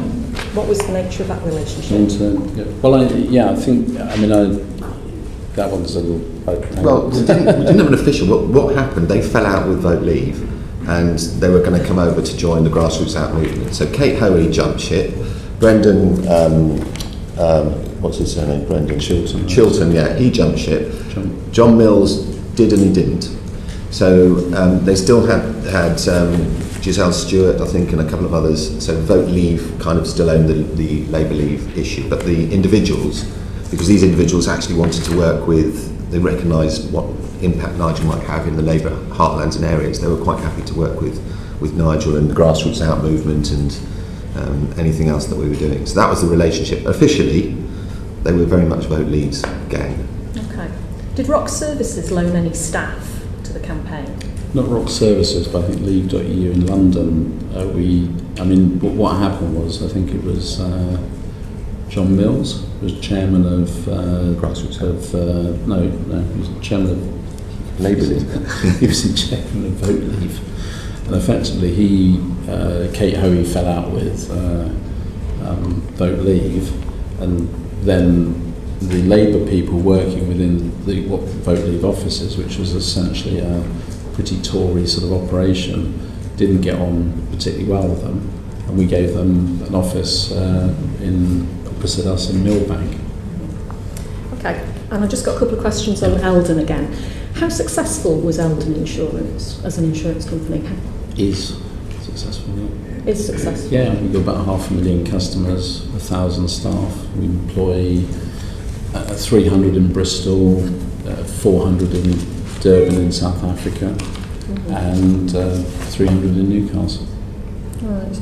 I was just interested because in 2015, for example, it achieved a profit of less than £300,000 on a turnover of over 33 million. That's right. Yeah. And did you attempt a £250 fundraising for Eldon in 2016? 250? Sorry, 250 million fundraising for Eldon. We go back to the original question from Rebecca, that Eldon Insurance Services sold certain of its revenue streams back to Southern Rock in the deal that was 77 million over 5 years. So by definition, if you sell some of the revenue sources, the money had gone back onto the balance sheet of Southern Rock.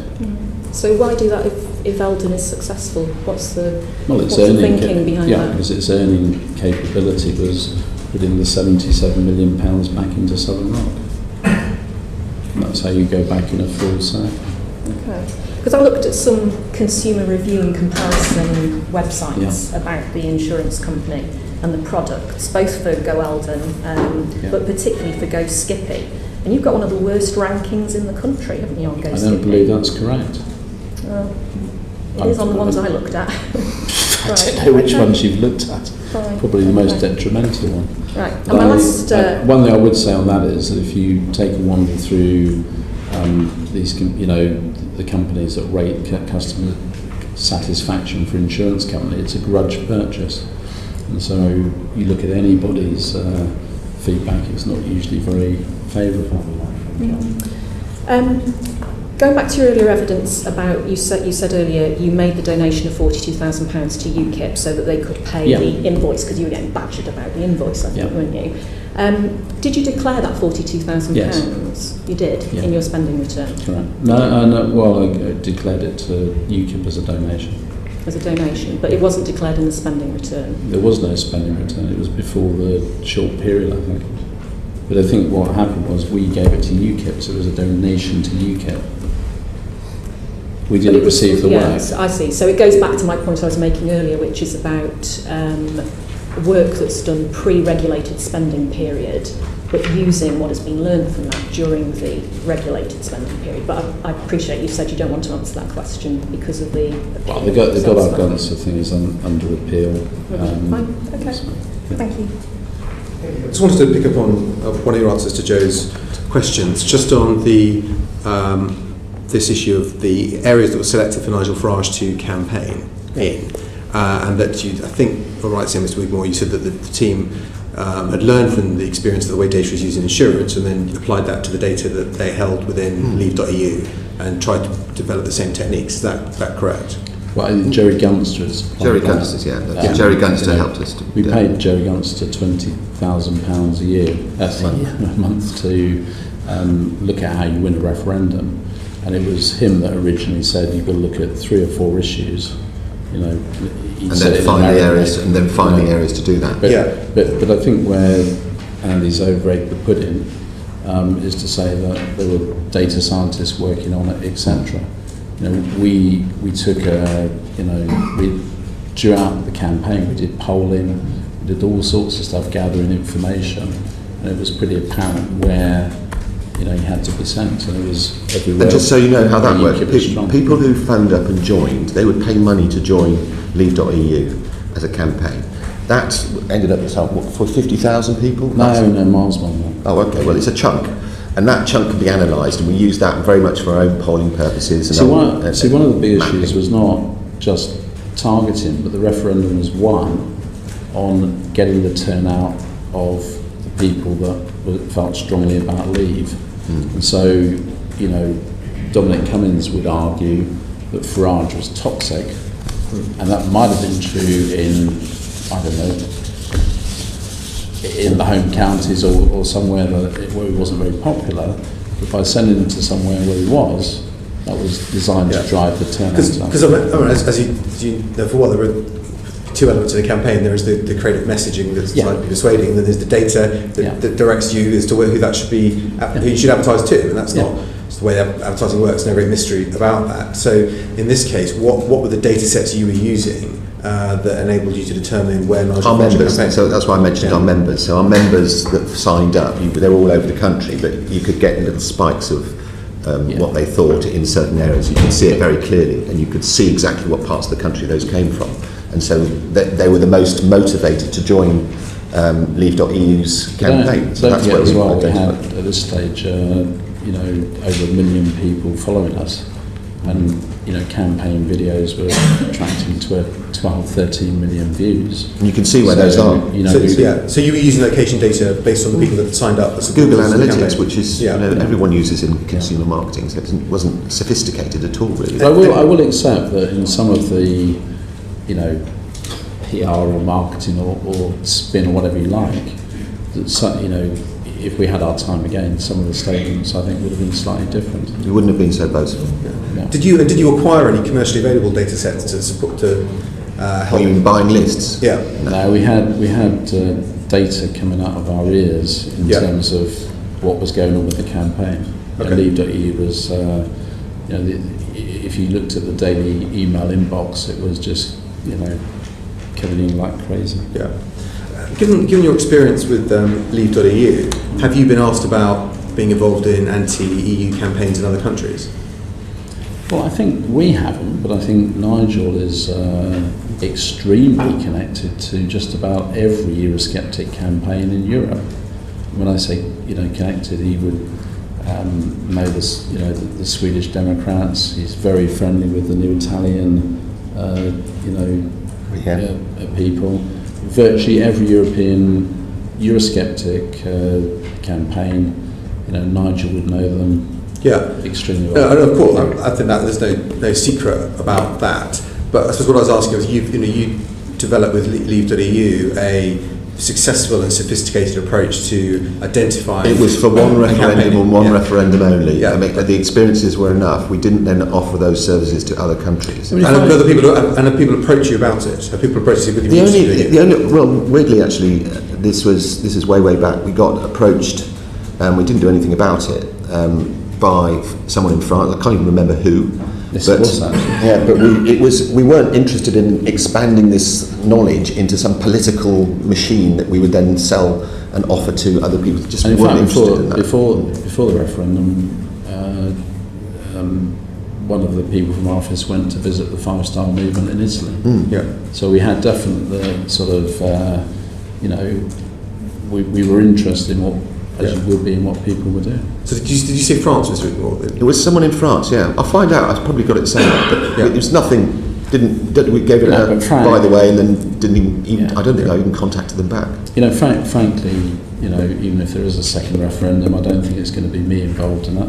And if I had my time again, I probably wouldn't have done this all, in the first place. I mean, there are quite established anti-EU movements in, particularly Eastern Europe. Have you anyone from those countries approached you at all? No. What, Ukrainians? Ukraine as well. Other Soviet republics, I'm sure. They need an anti-EU movement in Russia. We weren't the official Leave campaign, although we kind of made a lot of noise and all the rest of it. But I don't think outside of a small group of people in our backyard, we were very credible to others. And whilst we might have been effective as a campaign, fine. But Nigel is very different. We are not Nigel Farage. We were. Thank the Lord. So I would be very surprised if anyone came knocking on our door. I'd actually be quite flattered if they did, but they haven't. Okay. Apart from this one incident, but that was about it. Yeah. Okay. Well, that's clear. Brendan O'Hara. Sorry, Giles, you wouldn't come in this moment, would you? Sorry, Giles. Just one thought that occurs to me, if you wouldn't mind. I'm going to desperately try and ask original questions. But do you think that the breakup of the rest of the EU is in Britain's best interests now?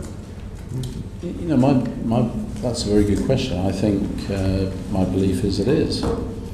And I think half the problem we're struggling with is there's been a tumultuous kind of movement across Europe and in America where there's this desire for change. And so I think, you know, when we talk about, you know, we've got, you know, voted to leave the European Union, we must stay in a single market. It's almost like a prisoner where the door's open and the prisoner's scared to leave, you know, the prison cell. It's been 45 years of institutionalised brainwashing to say, you know, about the European Union. And I think what is going to happen is it will ultimately collapse underneath the pressure that it puts on itself. Do you believe that the fact that the UK is leaving the EU is an active catalyst in the breakup of the rest of the European Union? And what I'm trying to say is would the European Union start to fragment without Britain? I suspect that... that's breaking the wall. No, I'm not even sure about that, because I think the historical relationship between the EU and the UK, or the Europe and the UK, has always been one of not quite fitting a square peg into a round hole. I think the change of government in Italy, which is, you know, is a massive thing. It's clear that they're going to, you know, cause all sorts of trouble. And I think we're seeing Eurosceptic vote is rising in countries, not falling. So I think, you know, you've had all this global disturbance, but sometimes you need a shake-up. Mm-hmm. And you're not actively involved in any of those campaigns? No, not right. A lot of the questions I was going to ask have indeed been covered, but I'd like to move on to big scary Russia, if I may. Clearly, I get the point that, you know, if the Russian ambassador says come round and have a drink, well, you go. I understand that. But there are emails that were exchanged backwards and forwards. I mean, this relationship went on for quite some time. What were you hoping to gain? What were you going to get out of this? Well, I was hoping for a good lunch, and that's what I did gain from it. But I mean, if you... Many good lunches, or...? Well, no, The first one was the best. The first one was the best.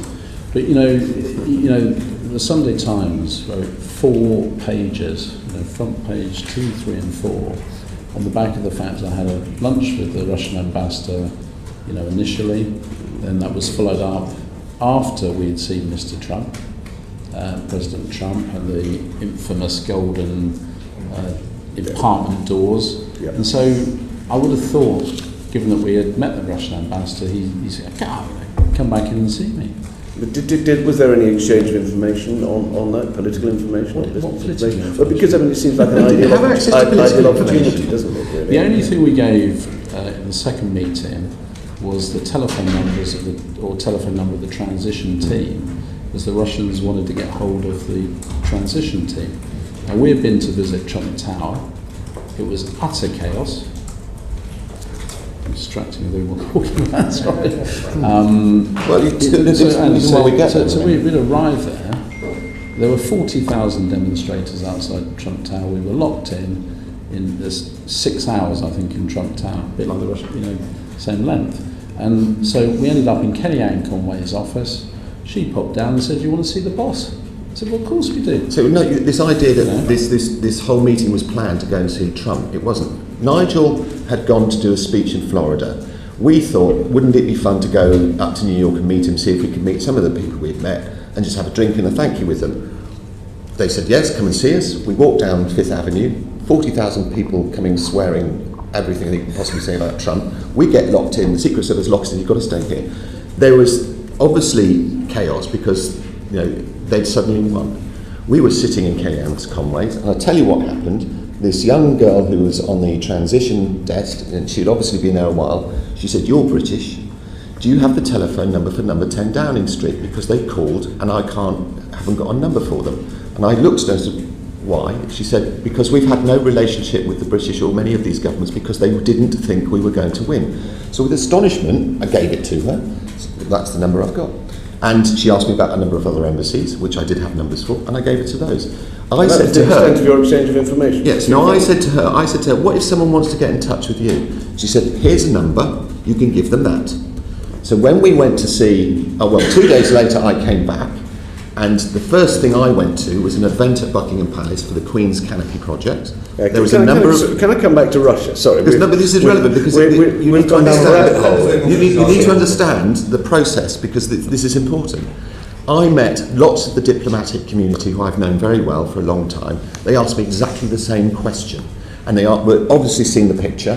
They wanted to know what happened, so I told them. And then, without exception, every single one, how do we get in touch with the Trump transition team? Because our government has done no preparatory work for him becoming president. That's how shocking. They weren't prepared for him. So I said, this is the number I've got. So then when we went to see the Russian ambassador, and he couldn't believe Trump had won, he was very explicit. He said, like everyone else, we have done no preparatory work. We didn't think he was going to win, and we did not even know how to get in touch with him. Do you have a number? And I said, just so happens, yes, I do. And so I gave him the number, and he disappeared, and he said, can I pass this back? And I said, well, of course. He disappeared for about 10 minutes, wasn't it? And then he came back and said, thank you very much for that. And I said, I'm astonished. What do you mean? He said, nobody thought he'd win. What people seem to forget, nobody thought Trump would win. You do appreciate from the outside point of view, it does look extraordinary that you went to meet these two very powerful, influential people. Of course. And that was all that happened.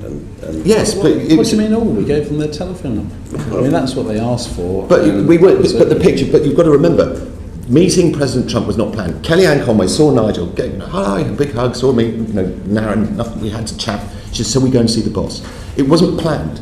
So we went up and saw him at literally with a spur of the moment because she thought it might be a nice idea for the president to see Nigel. And so we then spent a lovely hour and a half with President-elect 2 days after this extraordinary experience, having a chat.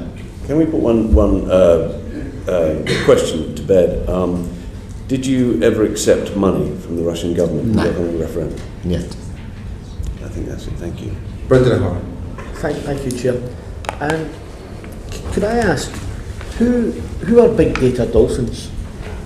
Well, big data dolphins, after the... we've got, as I said, we've got a team that work on artificial intelligence and big data in Bristol on the insurance side.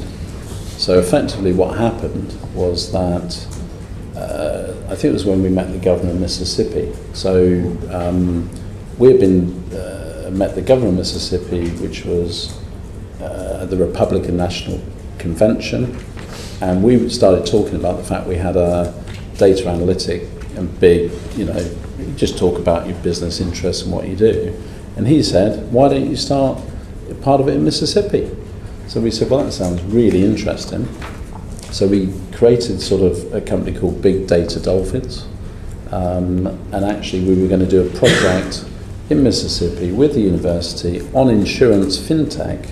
So essentially creating artificial intelligence, to be used in the insurance industry. And that is how the Big Data Dolphin, stuff comes about. So we're creating a kind of, let's put it this way, Big Data Dolphins is our artificial intelligence unit for use in the insurance industry. And are you the owner of Big Data Dolphins? Probably. I'm the owner of all of it, aren't I? Sorry? I own all of it, yes. Right, so you are the owner. So what is the relationship between Big Data Dolphins and Eldon Insurance? Well, Eldon Insurance is a UK insurance broker. Big Data Dolphins is a company set up to do artificial intelligence and big data and analytics in the insurance industry. And the plan was to take some of the concepts we had in the UK, take it to the University of Mississippi, and to hire graduates and different people like this to work on our insurance big data project. Modelling, to try to get them to explore and understand. Artificial intelligence can be used in such a way that you can know whether someone's likely to renew a policy by the profile of the person. There's all sorts of things you can learn from the data using artificial intelligence that's helpful for an insurance business. So what's the current nature of the operation at Mississippi University? Well, this is if I've got a gripe, this is sort of coming towards it. So can I talk about it, or? Well, I think if we could follow responding to Mr. O'Hara's question. Fine. So if at the end of that there's something we've not covered you want to talk about, then I'm happy Fine, to do okay. so. So the Mississippi. So basically, there's nothing in Mississippi. We have no staff. We've got an empty office, which effectively we just recently, I think it was last month, signed a lease on, and essentially it was a project with the university that was meant to go live about a year ago, but actually has been delayed, and at the moment it's not operational. Okay, so if there's nothing happening in Mississippi, why, Mr. Wigmore, did you tell Dr. Emma Bryant in October of 17, and I quote, "It's been going for 9 months, we've been testing for 12 months now, testing all the insurance against it, and it's extraordinary." Mr. Wigmore got mixed up. It Bristol, was this is Bristol. our Bristol office. operation.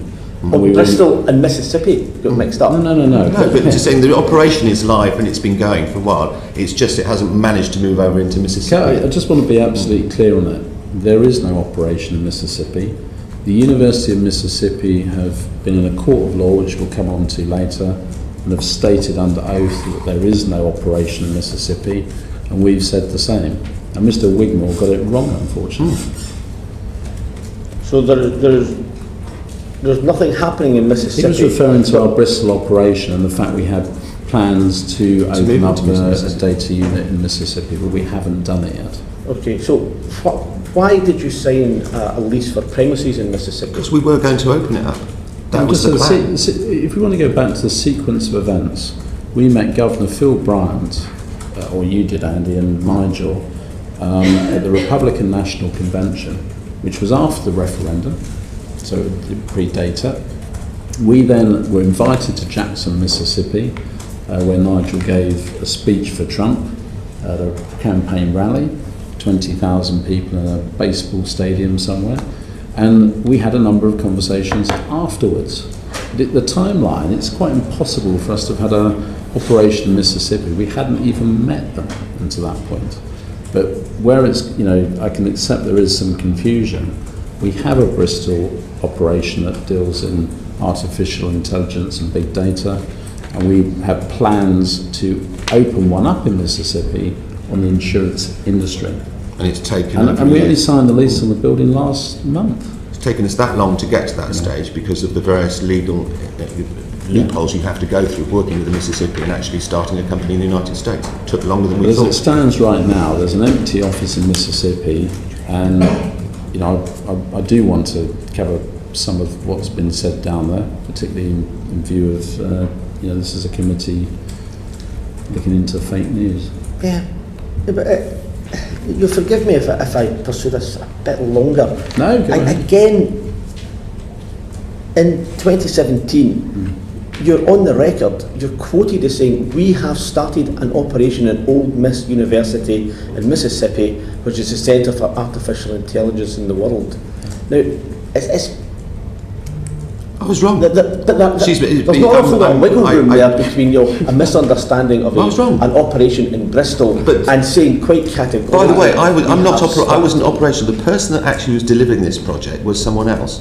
I was explaining how I viewed it and what our intention, our say plans that were. Andy's head of communications and PR, and he didn't know what he was talking about. Basically. Okay. And that's So not there's the been first time no- that's happened. No. So the plans for Mississippi is to what? Well, it was. I don't think it's going to happen now. I think it's been killed in the long grass. So all of The this- idea was to have somewhere where you could absolutely look at artificial intelligence. What it was we've already, most insurance companies in the UK, by the way, are deploying artificial intelligence, machine learning, and various big data analytics. I go as far as to say, if they're not, they're going to be out of business in the next year or two. Every insurance company is doing this. So I can accept that I can see where you're coming from with the question, but the fact of the matter is that the project at the University of Mississippi did not go forward, and we've only recently just signed the lease on the building last month, and Old Miss University themselves have got up in a court of law under oath and said this project hasn't started. And why did it all come about? because someone on this committee had given you evidence suggesting that she was convinced this was happening. Yeah, or might have happened. Might have happened. So I just and as a consequence of that, the newspapers in Mississippi in the United Kingdom started reporting on this idea that we had used Mississippi and data in the referendum. We hadn't even met them during the referendum. If I could just sort of clarify that. So I think it was Brittany Kaiser that said, oh, and they sent the data down to Mississippi because she had read it somewhere else. And it was sort of, that was complete hearsay. So what has happened now is there's a group called the Fair Vote Project, who are a pro-Remain second referendum group. They've gone down to Mississippi and they've used evidence from this committee, namely from Brittany Kaiser and Emma Bryant, to say that we have a, artificial intelligence unit, and the data from the referendum have been inappropriately used in that centre. Now, as part of that court hearing, the university have got up and said, I'm sorry, this is completely wrong. The person we allocated to run the project, who hasn't got started, got up on the stand and said, there are no staff, there are no servers, there is no business there. Look, could I ask you then, why, if it is so dead in the water, did you sign a lease last month? It's not dead, it's in the water in the sense that it's a university and it's been taking a long time to get to where we wanted to get with it. So we had actually signed the lease on the building. It is a live project. So it is a live project. So, yes. so there are plans. We're just saying. I think after all of this, probably kill it. That the University of Mississippi, PR communications area had calls in the Sydney Herald on it. They're probably not going to go ahead with it. Have any of your companies ever scraped data from your customers or followers on Facebook? No. Other than obviously the Vote Leave allegation that they scrape Google data and send it to physicists. Was it ever the intention of the project in Mississippi to scrape the data? We certainly looked at whether that was feasible to do, because I think even Facebook itself had a venture with Admiral Insurance. In the United States, yeah. No, in the UK, where Facebook itself had teamed up with Admiral to, basically look to see how you could scrape Facebook data and how you could use it in the insurance industry. But I have to say again, it goes back to the point of what is your intention and what is your action. This project has not even started. So even if we may have had an intention to look at Facebook scraping, we haven't done it. But in her evidence to the court in Mississippi just last week, Victoria Senna was asked under what circumstances is Eldon or Big Data, Eldon ever scraped data, personal Facebook, etc., and she says it has not done that. Neither company has done it, and she replied, neither, it's illegal, so we wouldn't do it for that reason. But yet, I have an email from the 15th of October in which, again, it's quite clear that we'd like to acquire more sources of data, and it's our plans to use software we have purchased to scrape social media data, Facebook profiles from our customers for starters, and it would fit in well with what's expected from Mississippi. Yeah. So I can understand why you're concerned, but as I say, when you're in business, you go through all of the possible things that you might look at. And as I say, Admiral Insurance actually had a project with Facebook to scrape the data and then to analyse it. And my understanding of this whole issue is that, multiple, commercial interests have A, done it, and B, thought about doing it. But I go back to my point. The Operation Mississippi hasn't started. You can't. You can sit and say, "What was your intention? Why did you want to do it?" But the fact of the matter is, we haven't. So, was your intention to use scraped Facebook and other data and use it in Mississippi? I've just answered the question. But that was we would have looked at a whole range of commercial applications. Then to say, "Well, you intended to do it."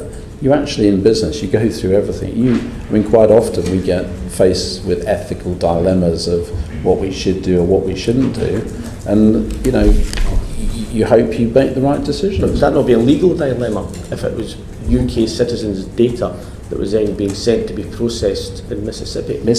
No data has been sent to Mississippi.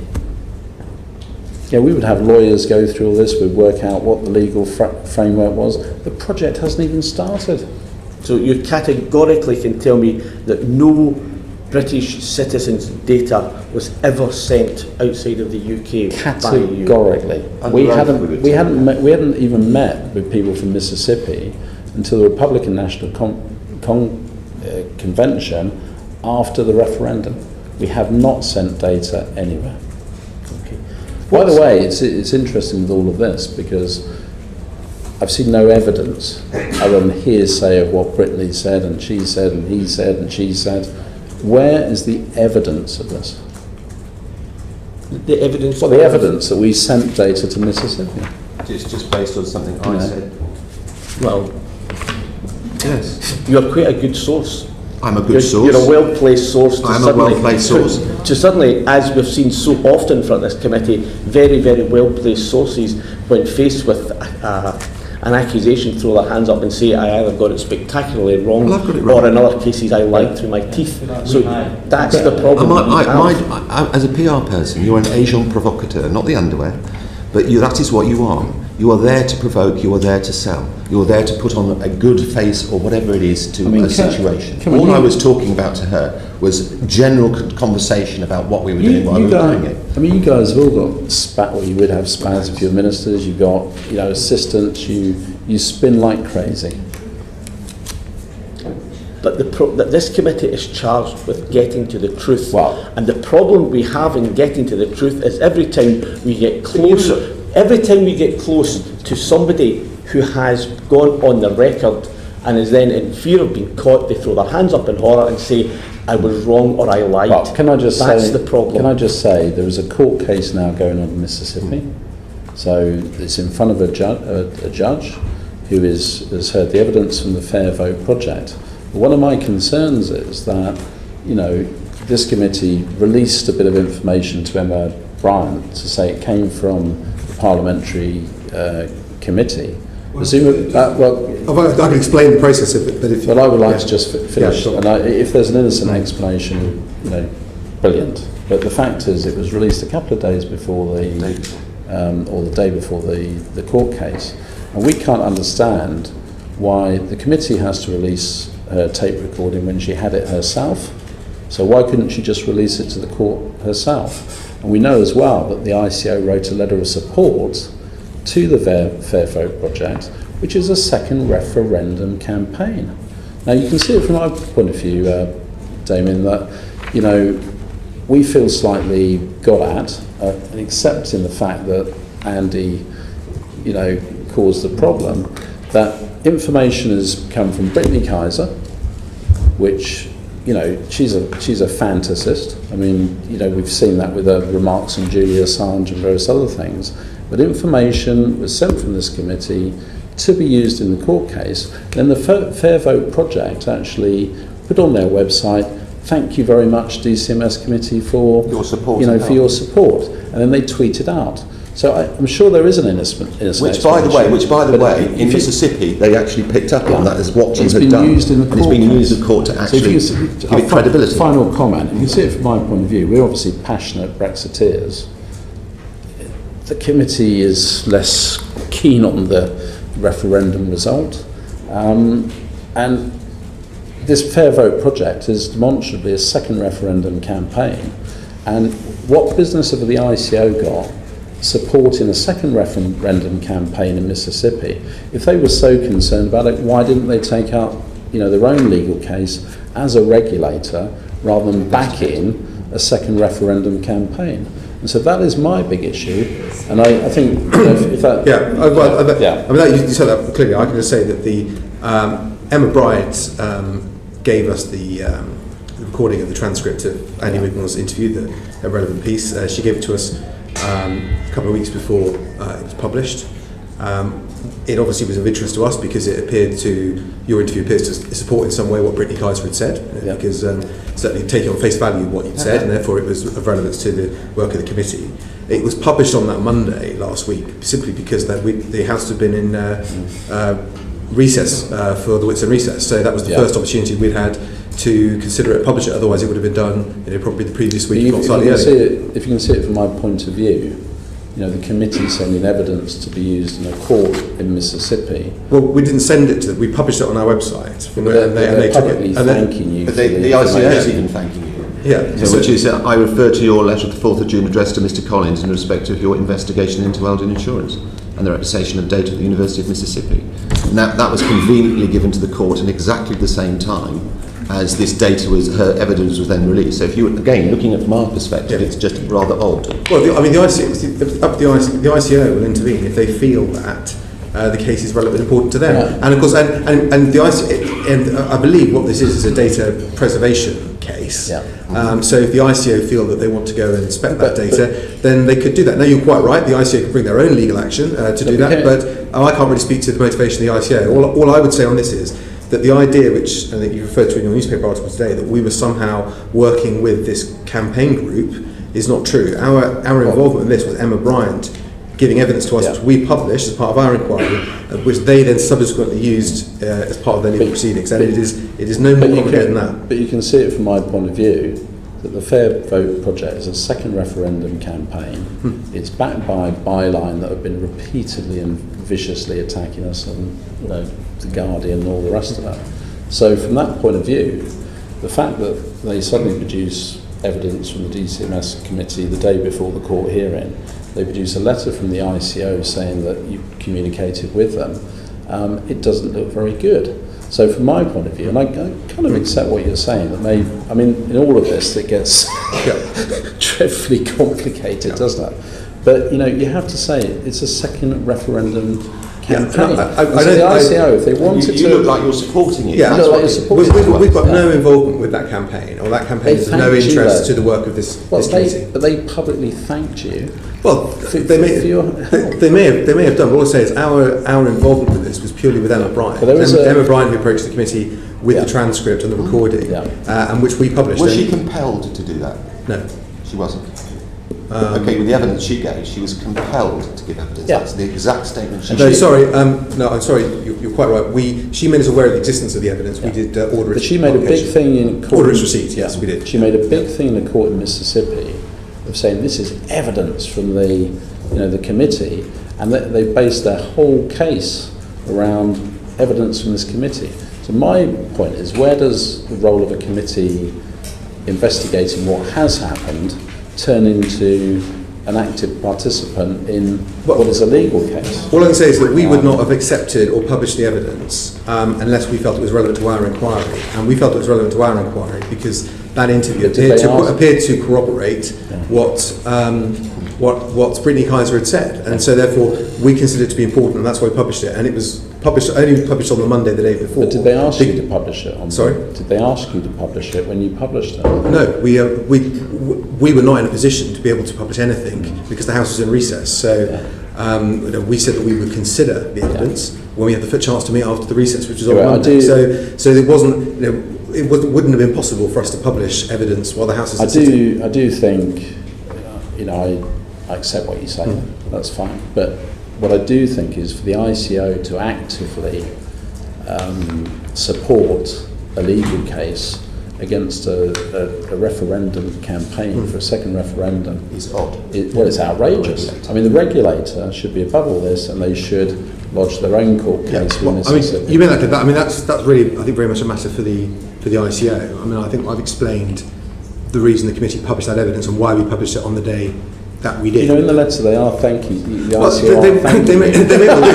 But I mean, but in some ways, if you've just said that there's no work being done there, you've got nothing to hide, there's no data being held there.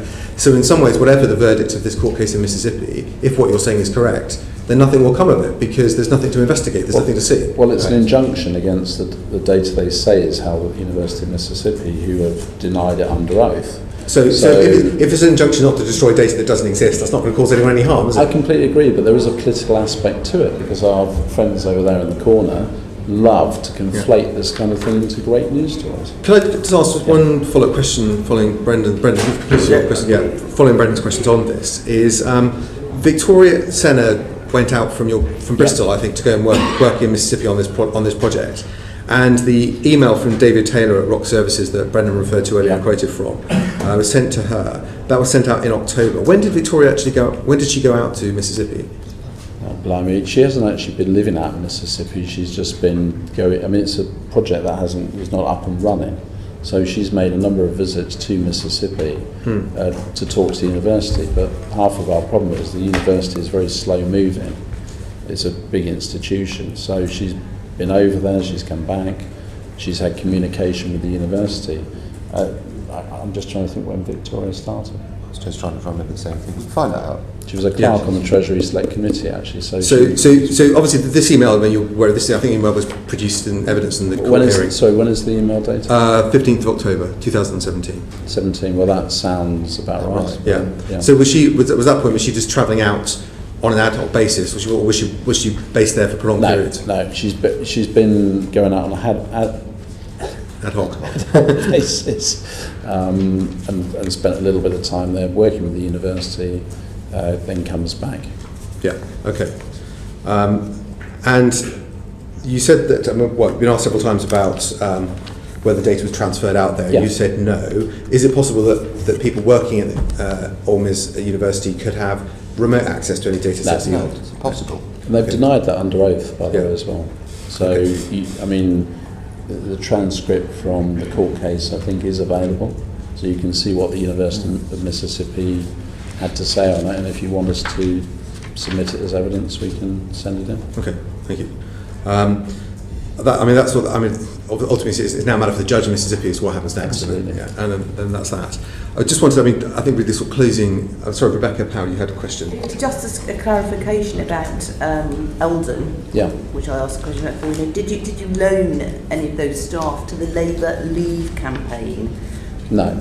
The Labour Leave campaign, if it had any involvement, would have been with Leave.EU staff in the Millbank London office. There were you and about 3 or 4 other people. Yeah. But I'm led to believe that an Eldon insurance employee registered a domain which was labourleave.org. We registered hundreds of domains. Yeah. So that would have been someone in the marketing department, just register these, please. And I don't know when they registered it. Yeah, I mean, so they did work for you?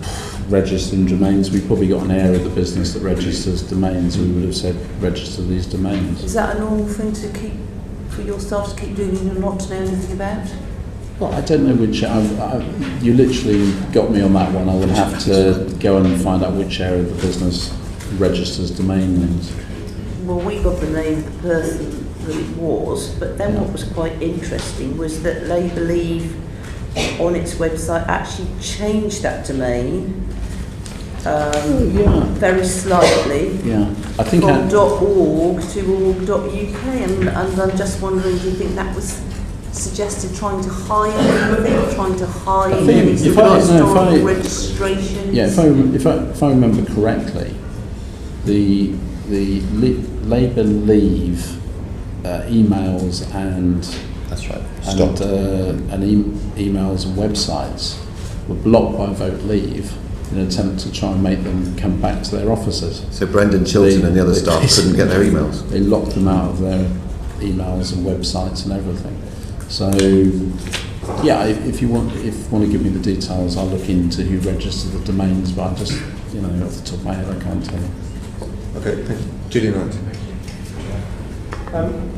You said before about, I think Mr. Manchester, about Brittany Casey said that she was a fantasist. What is it about her evidence, do you think, that sort of is indicative of that fantasism?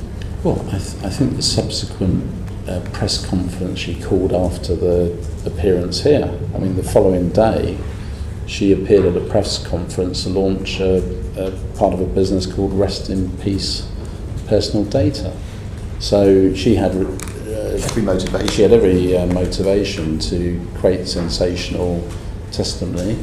and then she launched her kind of campaign in data thereafter. But the thing for me that I wonder whether it's fantastical is, I think it was reported in the Financial Times that she said she went to visit Julian Assange on the behest of Cambridge Analytica, essentially to help with the US elections and to provide wiki funds with cryptocurrency to fund their efforts.